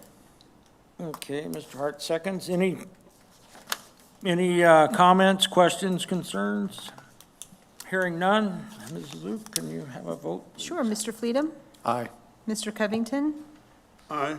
Mr. Lane, Aye. Luke is an aye, Mr. Hart, Aye. Mr. Hobson. Aye. Motion carries.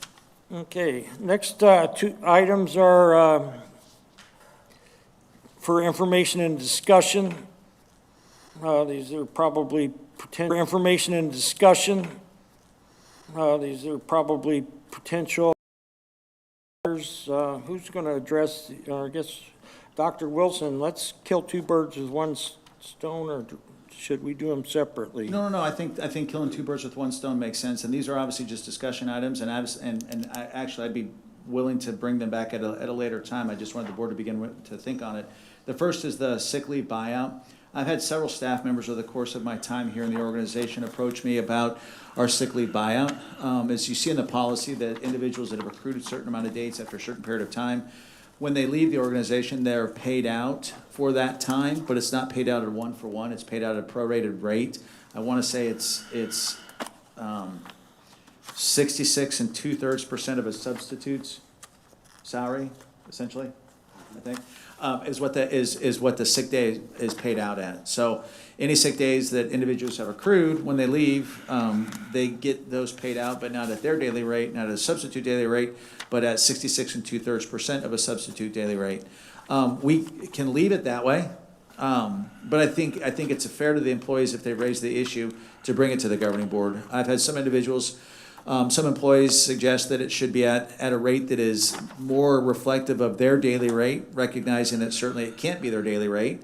I've had employees say that, at the end of the day, it's better for them to take days if they need to at the end of their contract than to only get 66 2/3% of a substitute salary in order to stay. I don't know that I have the answer for that. I have my opinions and thoughts, but I wanted to bring it to the board as an item for us to discuss, not necessarily tonight, but moving forward. Do we want to look at adjusting or not the payout for sick days, employee sick days? I don't know. I'm against incentivizing people coming to work sick just so that at the end of whatever, they're making a savings account out of their sick leave. Sick leave, I don't think we should incentivize in any way them not taking their sick days off. Don't disagree. I mean, I've had individuals indicate that the sick days are no different than insurance, that it's not necessarily dollars for you to take when you exit, it's in case you have an issue that happens while you're here. And so you could convince me that not having any payout is justifiable, that it's an insurance. That's how it is in the private sector. Yeah, You it is. use With it, sick you use days. it or you lose it. Right. It doesn't roll over every year. It's Right. for So- 365-day period and you're done. So I'd entertain a motion to lose it completely. Well, we can't. The action, You don't wanna do the that. policy, if we don't do anything, will stay. Stay as is. And then, okay, so let's move on to the next I have one. a question. Okay. Excuse me. It says here, if you at least 5 years of service and whether you terminated and stuff, and it says, and then it goes on to 7 years of service, you get compensation of 66 2/3%. I assume that means that if you're resign or quit after 6 years, you get 33 1/3. Is that correct? Is that the way it reads? That's what it would say. Yeah, that's correct. Okay. So I've got a question also. I think the state program is called RASL, RASWO, as far as payout of sick leave. It's not paid out in a lump sum. It's paid out in three separate checks, one per year over a certain period of time. So it's not a lump sum. Oh, so it doesn't have the same financial. Well, it's right, and so it's not a huge hit when it comes to the payroll, and also it stretches that out. But like others have said here, the sick leave is set so people take it instead of bringing their sickness to the office and getting more people sick. Right. At times before the COVID, I would have flu seasons where I would have 25% of my staff out with the flu because people were coming to the office thinking they were doing the right thing, or Right. they were earning burners and didn't have any time left. So I think when we don't take any action on this and leave it the way, but it's something that probably needs to be reconsidered at another time. Okay. Item B, this is an item that has come to my attention a couple of times in the years that I've been here, and I'm going to call it's return to work. It's an opportunity that individuals have within the organization. If you retire from the public school system, that you have the ability through different mechanisms to come in back and continue to work. The value in that is that oftentimes for individuals who are in the retirement system, you get to a threshold in which continuing to work doesn't benefit you in your retirement. So it is more advantageous for you as an individual to retire and then try to find work elsewhere doing something different, because you're not going to get any more revenue by continuing to work in the system. What winds up happening then is we lose vested employees who have institutional knowledge and behavior and ability, and because they're at a threshold in which it's to their benefit to retire, they leave, but we're left then holding with kind of that gaping hole. So there are different, I think many organizations, many districts in the state of Arizona have this opportunity. I've had individuals come to me who have indicated that they or others they know would be interested in pursuing it, or they're going to be in a position where they're going to tap out and it financially is better for them to retire. And then if they can't work here, they'll go work someplace else because that's the financial revenue. So on Arizona retirement, you have to sit out a year and then you can come back and be eligible to rejoin. Yes, or you can work you can work with a third party. Or if you do this, I think there's several Smart vendors that schools, do this. Smart correct. schools, this is just one. So- Is that something we need to bid out? So I guess my point with this organization was never interested in doing it. And so what I want to get a sense from the governing board is their interest in pursuing that. And then we can do a little bit deeper dig to make sure that we bring to you the different options, the different possibilities. And if so, then go out to bid. I mean, there's different mechanisms for it, but I don't want to spend the time doing that if organizationally that wasn't something the board was interested in. Well, So- I think. I'm sorry, go ahead, Mr. Lane.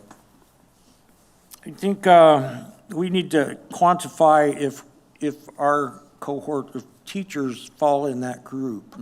You know, in a regular K-12 district, yeah, you're going to have a lot of people doing that. You know, at Mesa High, we have 25, 30 people every year that fall into that. But, you know, the nature of this, people typically don't come onto the faculty. They're you know, general ed teachers usually don't find themselves in CTE positions. Correct. So the lifespan towards retirement may be a bit different here.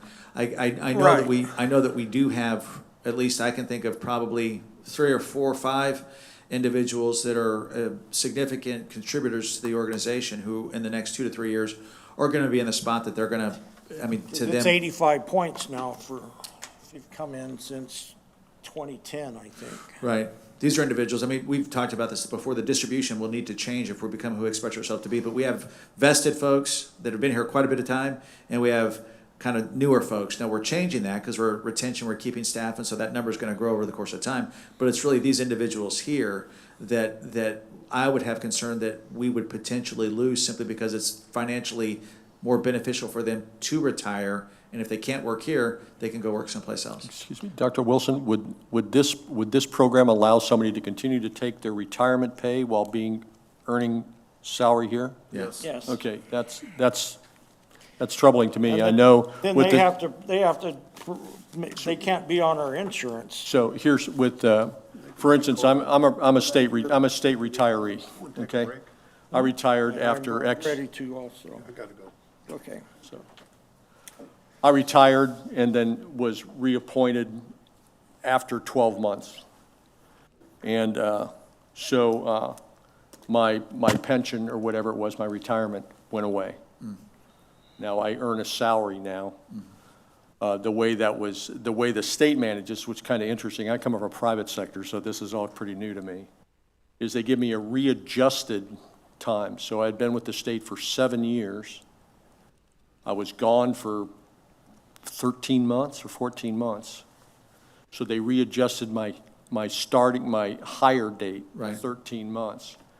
But I didn't continue to receive my retirement pay while I'm earning salary. So that was over. So I encourage us to look at some different options that way, rather than collecting retirement and then also collecting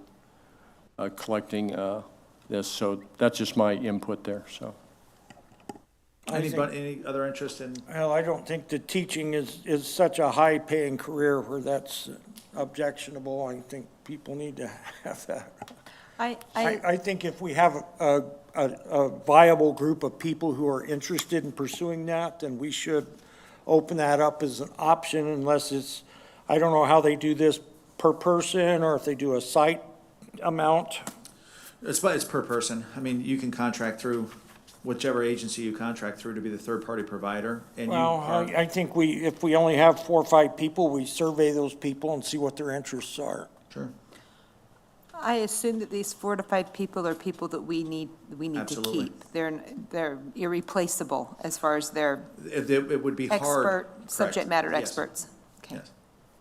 Okay. So it's worth because it's going to cost us additional money, right? So no, I mean, Not really. the way it typically works is that, now just make the number up because I know we want to take a break. If an employee's making $10 a year with us and they retire and they're drawing retirement, we would then wind up paying a fee for their retirement to the state of Arizona. So retirement gets, what the organization I was in before then also reduced it by a certain percentage, so that it ultimately was an individual's getting 73 to 78% of what their salary was before.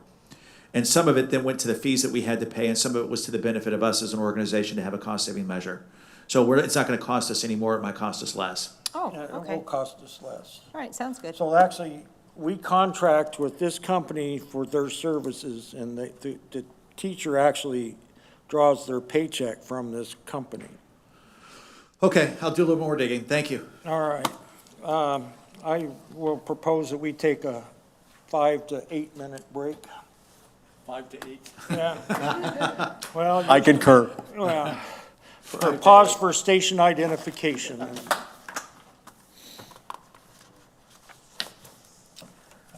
Wow, there's 3 pages of agenda left? Yeah. That's what I was.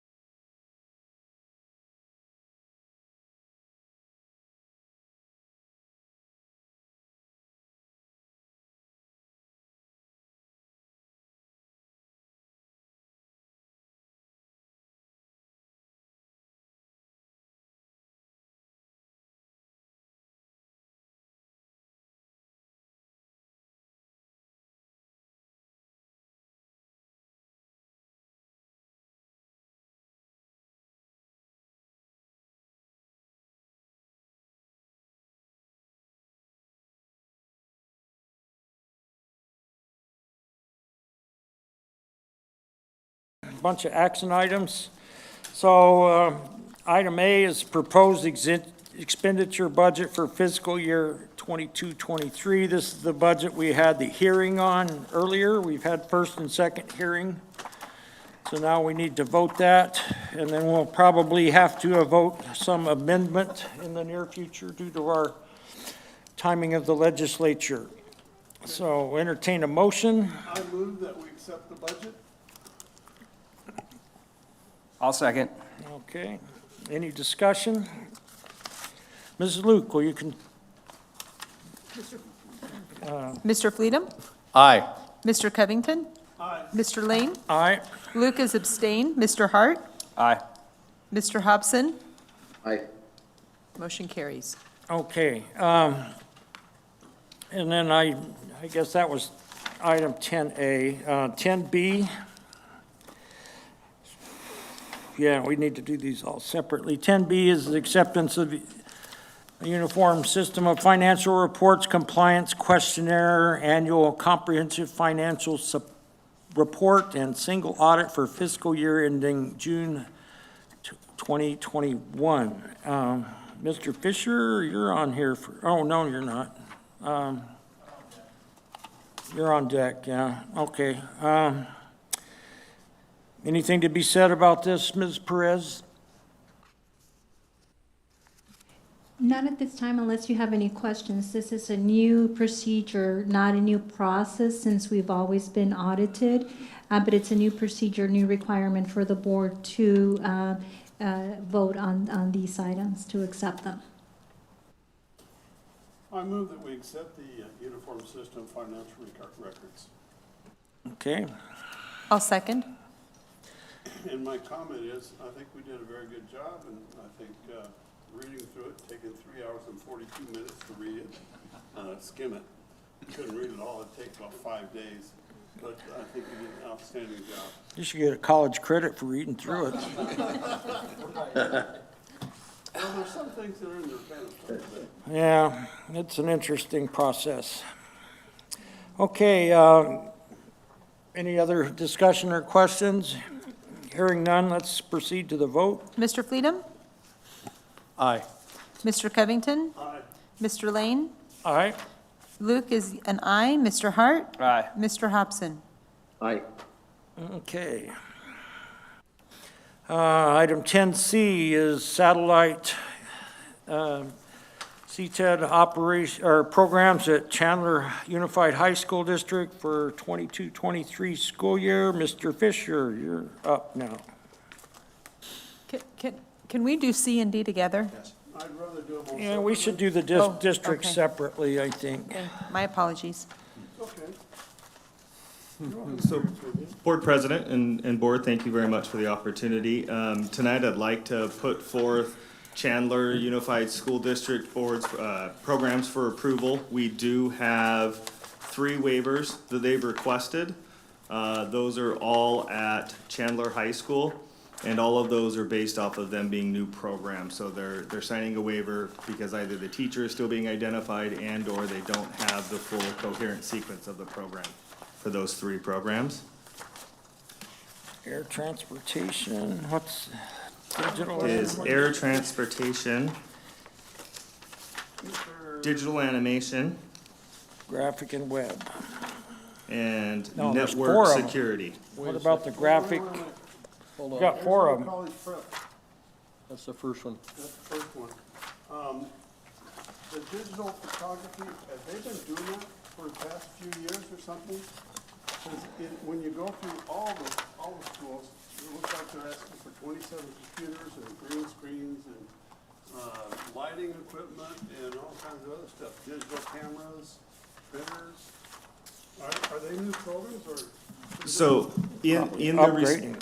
the response form that the teachers put in here, it doesn't ask for specific items they're purchasing this year. It asks them to describe what some of the specialized equipment needs for their program area are. So it's not, as I read that, I don't read it as they're purchasing those items now. It's that those are items needed for their program.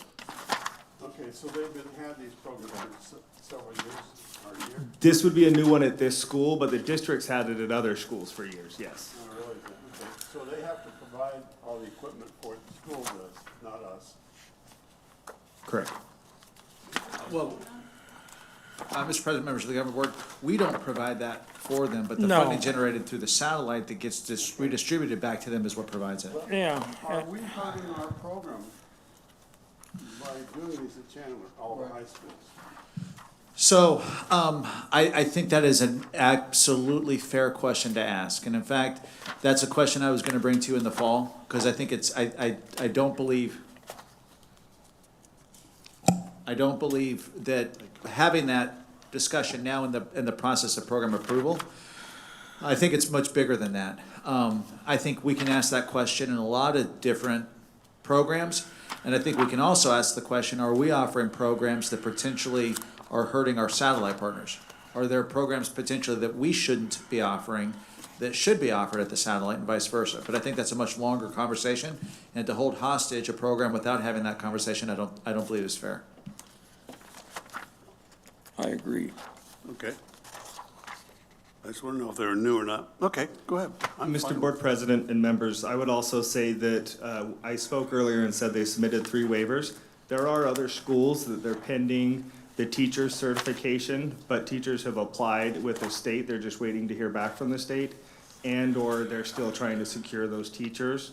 And I've got a follow-up date for them on July 18th to follow up and verify who those teachers are and update that information. All right. We have a motion. This is for the Chandler School District programs. No. That's just one school we talked. No, we're talking about the whole district. I thought we were talking, okay. I mentioned that they've submitted 3 waivers. Those 3 That waivers was are at all one school. from one school. In total, we have 6 different teachers who they're still identifying for, and I've marked those as approved contingent on teacher certification. I'd like to talk about Chandler High School. Okay? Okay?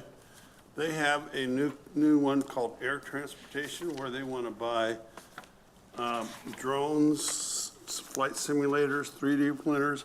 What's that doing to our aviation program? It's the same topic. It's a new program. And I think, I don't disagree with your premise.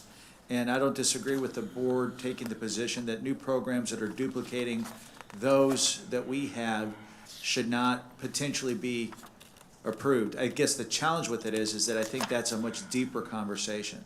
Because I think there is pieces to that we have to own ourselves. So as an example, just not totally, but and I don't know, it's at Chandler High School, but if it was at Castile High School, the ability for students at Castile to get to either one of our central campuses is problematic.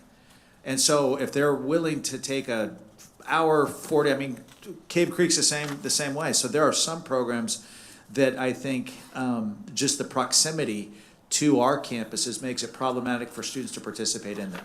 But they're in Chandler and to the, Chandler High, yeah. but I just use Castile because it's different. I mean, Castile's significantly further from Power than Chandler High is.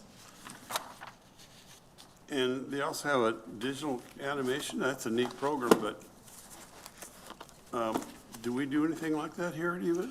So we have, correct.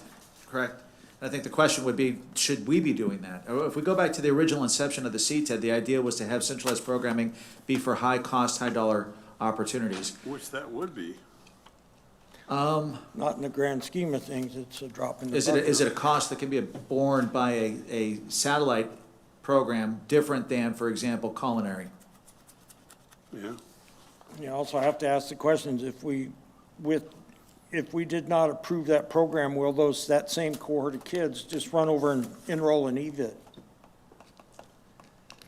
Or are we just closing those kids out of that opportunity? Yeah, when we open up the air transportation, that definitely takes kids away from us, students away from us. Well, if we It's only didn't one approve high that, school. would those same kids that are enrolling there go enroll in EVIT, or would they just do something different? Don't know, you have to try it, see what happens. I don't know. So my opinion is I think that at some point in time, the governing board's gonna have to wrestle with the duplication of programs.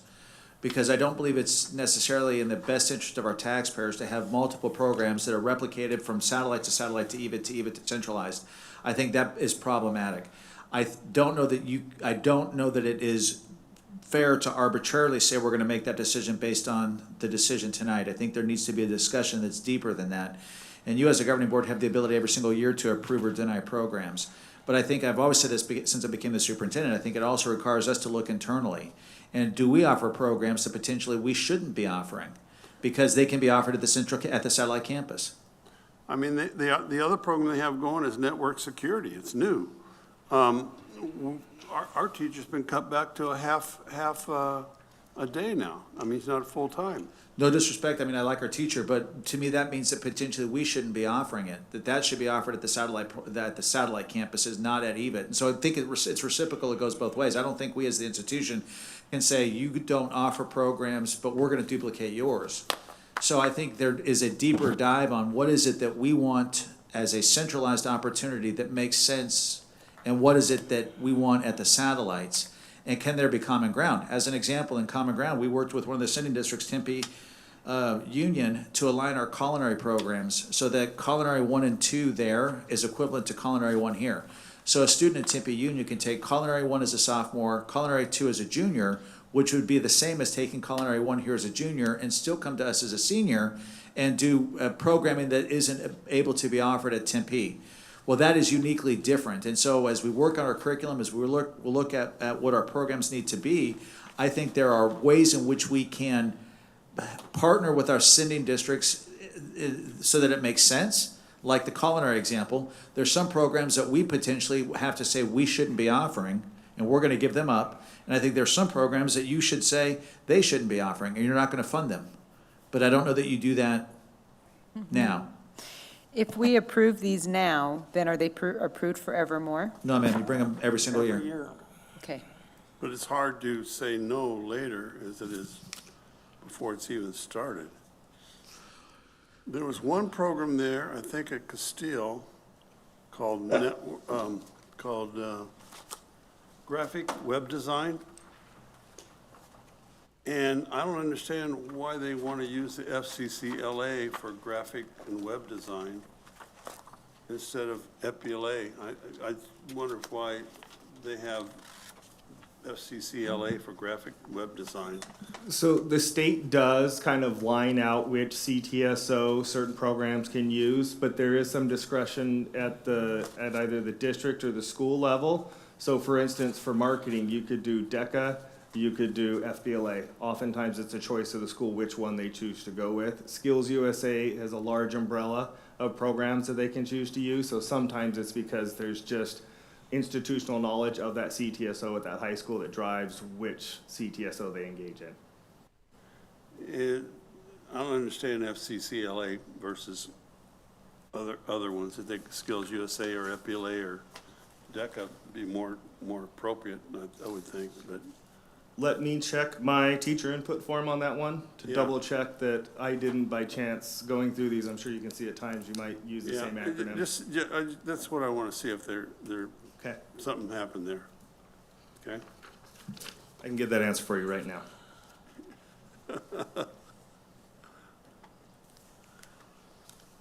So these are all programs that the schools are requesting be approved so they can be ready to rock and roll in the fall. In the fall, yes, ma'am. Yep. In a few weeks. And if it's Chandler, literally a few weeks. In a few weeks, literally in a few weeks. Yeah. And I'm probably speaking out of turn here, but I'm not so sure that the board all members of the board will see this situation the same way. And so I think it is better if you have a conversation that charts not only what this means, but what it means for us and what programs we're offering, what it means for us and how we choose to grow, because there's a growth implication to this as well. And I don't think you have that. I think that's a much longer conversation. Do we have documented anywhere, have we communicated to our satellite campuses anywhere what our criterion is for approving outside this table? So, What we would be considered duplicative, what would be considered No. original, okay. So it seems to me like that would be something that we would need to write some kind of a policy or something, I guess I'm looking at the wrong person, to clearly communicate, both of you. So, because if I'm them, I'm getting real frustrated, because I've spent a whole lot of time putting my heart and effort into these programs that I want to start, and there was nothing that told me I couldn't. And now I'm listening to this board meeting and thinking, you're kidding. You might not approve this, right? Correct. So I'm thinking that we need to have some kind of instrument to communicate what our thresholds are. Yes? yeah, so I think yes, I think by statute, what you all see there is what is required by statute to be considered a CTED program. And so from the inception, that's what was used in order to monitor the programs. When the state of Arizona said that we as a CTED have to monitor and approve, that's what was used because that's pulled out of statute. There's nothing that precludes you all from adding to that, independent of what others might think. But to your point, I think having that communication on the front end, not the back end, is what matters. And we went down this road, started to go down this road probably 4 years ago, and then things kind of stalled out a bit. But to your point, I think it's fair for us to communicate to our sending districts. But more than that, I think it's fair for you as a governing board to have a position that you all can support, right? Because I think, like I said, there's going to be, I believe there's going to be individuals that have different perspectives on what we should do with this. And I think you guys have to figure that out before we start communicating to our sending districts. Is there a way to get some kind of a subcommittee together to review this? Not a board committee. No, not a board committee, but people who work with this on a daily basis, front lines people within our organization Yeah. to pull some ideas together, give us as a board a place to launch from. Yeah, absolutely, absolutely. And like I said, there's, I'm a believer that we just don't point the fingers outside. I think if we're going to draw some of the conclusions that we're going to draw, that also necessitates behavioral changes by us too. Whether it's us giving up programs, whether it's us turning some of our programs, it's a heck of a lot easier to a kid to say, we're not going to duplicate programs if we can provide quality in 1 year, but we currently have it be a 2-year program. So the reason why I say that is because sometimes students can't come to us because of the requirement for 2 years to complete. So therefore, the default benefit to the student is to have the program at their home campus, right? Because they can take it an hour a day for 3 days or for 3 years or whatever the case is. Well, in many of our programs, not many, some, the program's 2 years, not because it has to be, but because we've chosen to have it be that way. So internally, if we're going to say we're not going to have duplicated programs, can we be more efficient and effective in our programming to take some of those from 2 to 1 and say then you have to send students here because we have built-in flexibility to your student schedule by taking it from 2 to 1. So to me, I think it's a lot of those different pieces. It's just not a duplication question. I think it's a structural question for us, not only as a central campus, but also as the CTED itself. I think we better get back on track and talk about Chandler and stuff and talk about this later. Absolutely. Okay. So, That was a typo by me. It should be Skills USA, so I'll make that Skills update. USA? Yep. Okay. Caught you. Yeah, you did. Good Look eye. at you. Thank you. all right, did we make a motion on this yet? No, okay, where we're on 10C. Yeah, 10C for Chandler satellite programs, I'll entertain a motion. Second, I move that we approve item 10C. I'll second. second. Any further discussion? Mrs. Luke, can you conduct the vote, please? Sure, Mr. Fleetum? Aye. Mr. Covington? No? Mr. Lane? Aye. Luke is a no. Mr. Hart? Aye. And Mr. Hobson? Aye. Motion carries. Thank you. That brings us to item D, which is the satellite programs within the Gilbert Unified School District. Mr. Fisher, anything extraordinary we need to look at there? No, Mr. President, this one is very, very easy. No waivers, no teachers that they're still looking to identify. I saw nothing within these documents that led me to believe anything, then you all should approve them, other than some of the discussion that was had here about the process as a whole. Okay.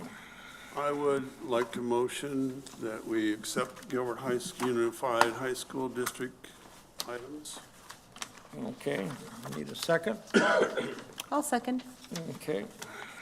Any further discussion for Gilbert? Yes, I'd like to commend them on their FFA. They have they have over 900 students in their district on FFA, and they have a big DECA program too, so they do a lot positive things there.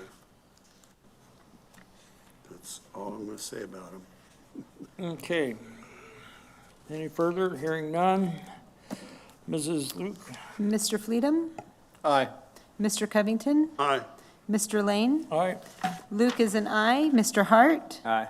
Mr. Hobson? Aye. Motion carries. Okay, that brings us to item 10E. It's Contractor Management at Risk, RFQ 22004. Dr. Wilson, you want to go or you want to? I'm going to start it off, but I'm probably going to pass it to Ms. Perez at some point. Mr. President, members of the governing board, one of the things that we've talked about repeatedly in these meetings is the ability to do good things and do well on our campus here. We're expanding Power Campus. We understand that. We know that we're working in different areas, but this campus needs renovation. We went through the life cycle analysis so we can understand where our product, where our equipment is, some of the things that we know just we have to should have been doing in preventative maintenance and weren't doing. We did a space analysis so we can reconfigure our space differently. And we finally got to the point of needing to go out and wanting to go out for a general contractor to begin the actual process of design and renovation of this campus. As is the case with our other processes, we went out for an RFQ, which was request for qualifications to get contractors that were interested in the project. We had the RFQ had 3 individuals that responded. You can see the 3 individuals that responded to the RFQ. In the process, we have individuals, then a committee that is tasked with interviewing those 3 contractors and scoring them. The committee, as you can see, was individuals that had not been a part of the process before. It was important to me that we have. It's important to me that we protect the integrity of the process. And because of the work that we have done out at Power, because of the sim lab that we have here at Maine, I didn't feel it appropriate for me to be part of the committee because I have a relationship with those individuals because of the work that we've done with them. I believe anybody that had a relationship with those individuals because of the work that they've done should not have been part of the committee. And so you'll see on the committee that it's truly individuals that had no real vested interest other than making a recommendation based on the information that they were provided. They did the interviews and they ranked the committee. They ranked the general contractors based on the interviews, with Chase Building Team being the highest vote tally. And it's the recommendation of the committee that the governing board approve Chase Building Team for the contract negotiations for construction manager at risk for our EVIT main campus renovation. I think it's interesting you had Donald Bluebecker on the committee. That's pretty good because he's partial to different things. But I'm sorry, he's what? the 4th person on the team. He's the architect that drew up the plans for our other places and different things around here. I think you said that he's partial, and I think your concern was partial, meaning he's partial to supporting EVIT, or he's impartial? EVIT, yeah, Oh, because okay. he's worked with several different contractors.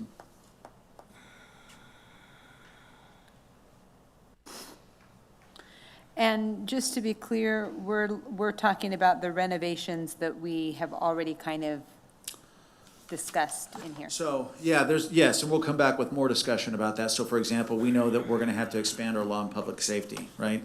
So what that looks like, we haven't decided, but we've talked about the need to expand that out. We've talked about Building 1, the space utilization there is really poor. Might have been great back in the day, but it's a lot of little spaces, and we might need some bigger spaces.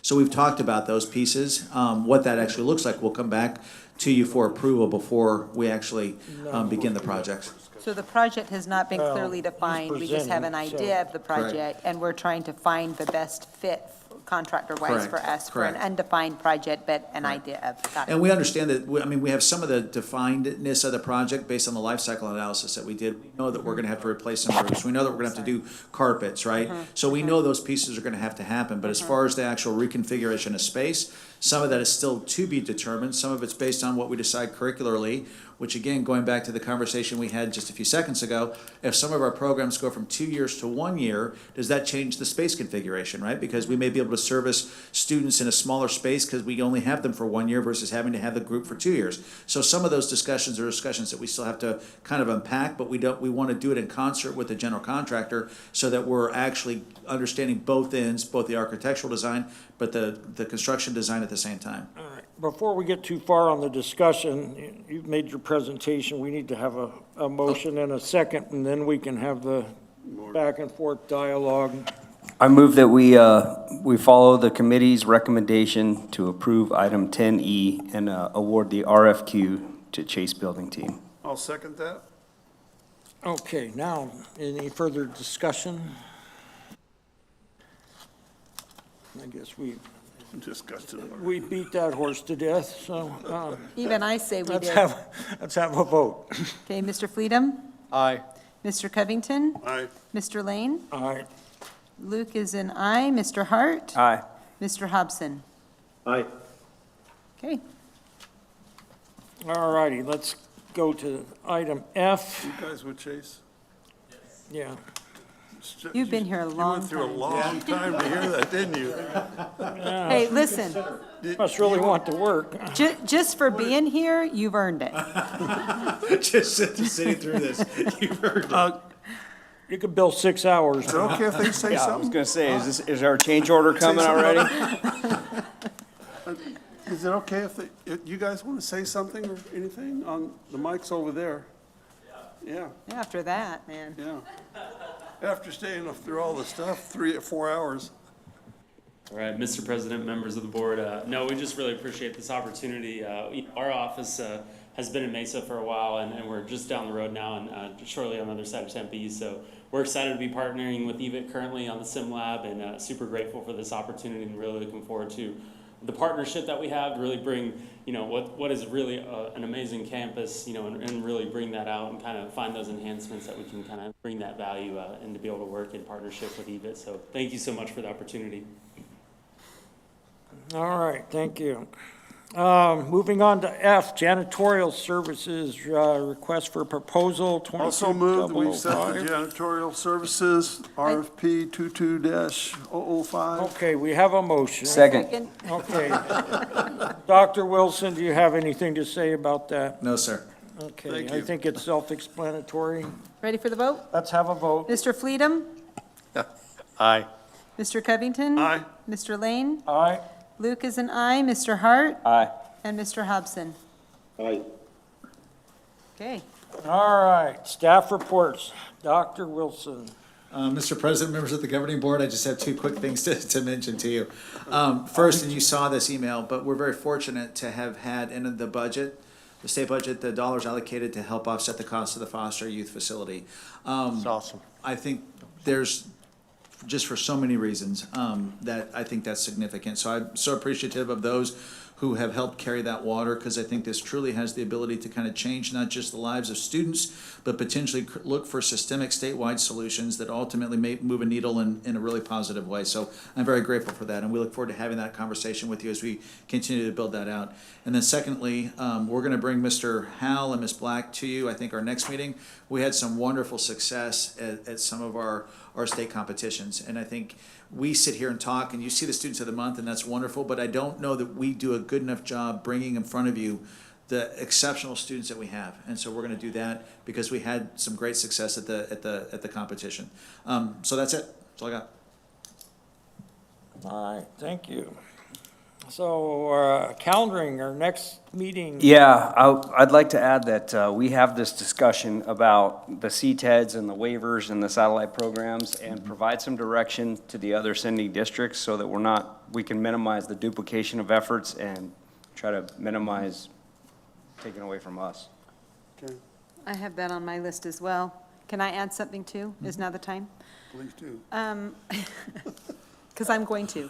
So I also would like added into the agenda some follow-up to the situation with the terminations that we experienced today. I'd like to have a better understanding of the EVIT culture. And I would like to follow that thread, you know. We've started unraveling it, and I'd like to see where our organization broke down. Absolutely. Thank you. Is that what you wanted me to add? Yes, Okay. thank you. Mr. Covington approves. I'd also ask, and I'll have Tammy work with you, but I suspect that we're gonna have to meet in July on the 25th. We had talked about possibly having no meetings in July, and we canceled the first one, but given the fact that school starts shortly after that, and we'll have done some of the work that you directed us to, I think there's probably value in trying to pull together a meeting on the 25th. It was a regular schedule that we canceled, but now we might bring it back on. A zombie meeting, The what? a zombie meeting. Yeah. Okay, All right. I'd like to adjourn the meeting, please. All right, well, Second. okay. Do we need a vote, or can it just be? We'll have an acclamation. All in favor? Aye. Aye. Any opposed? I don't hear anybody. We're done.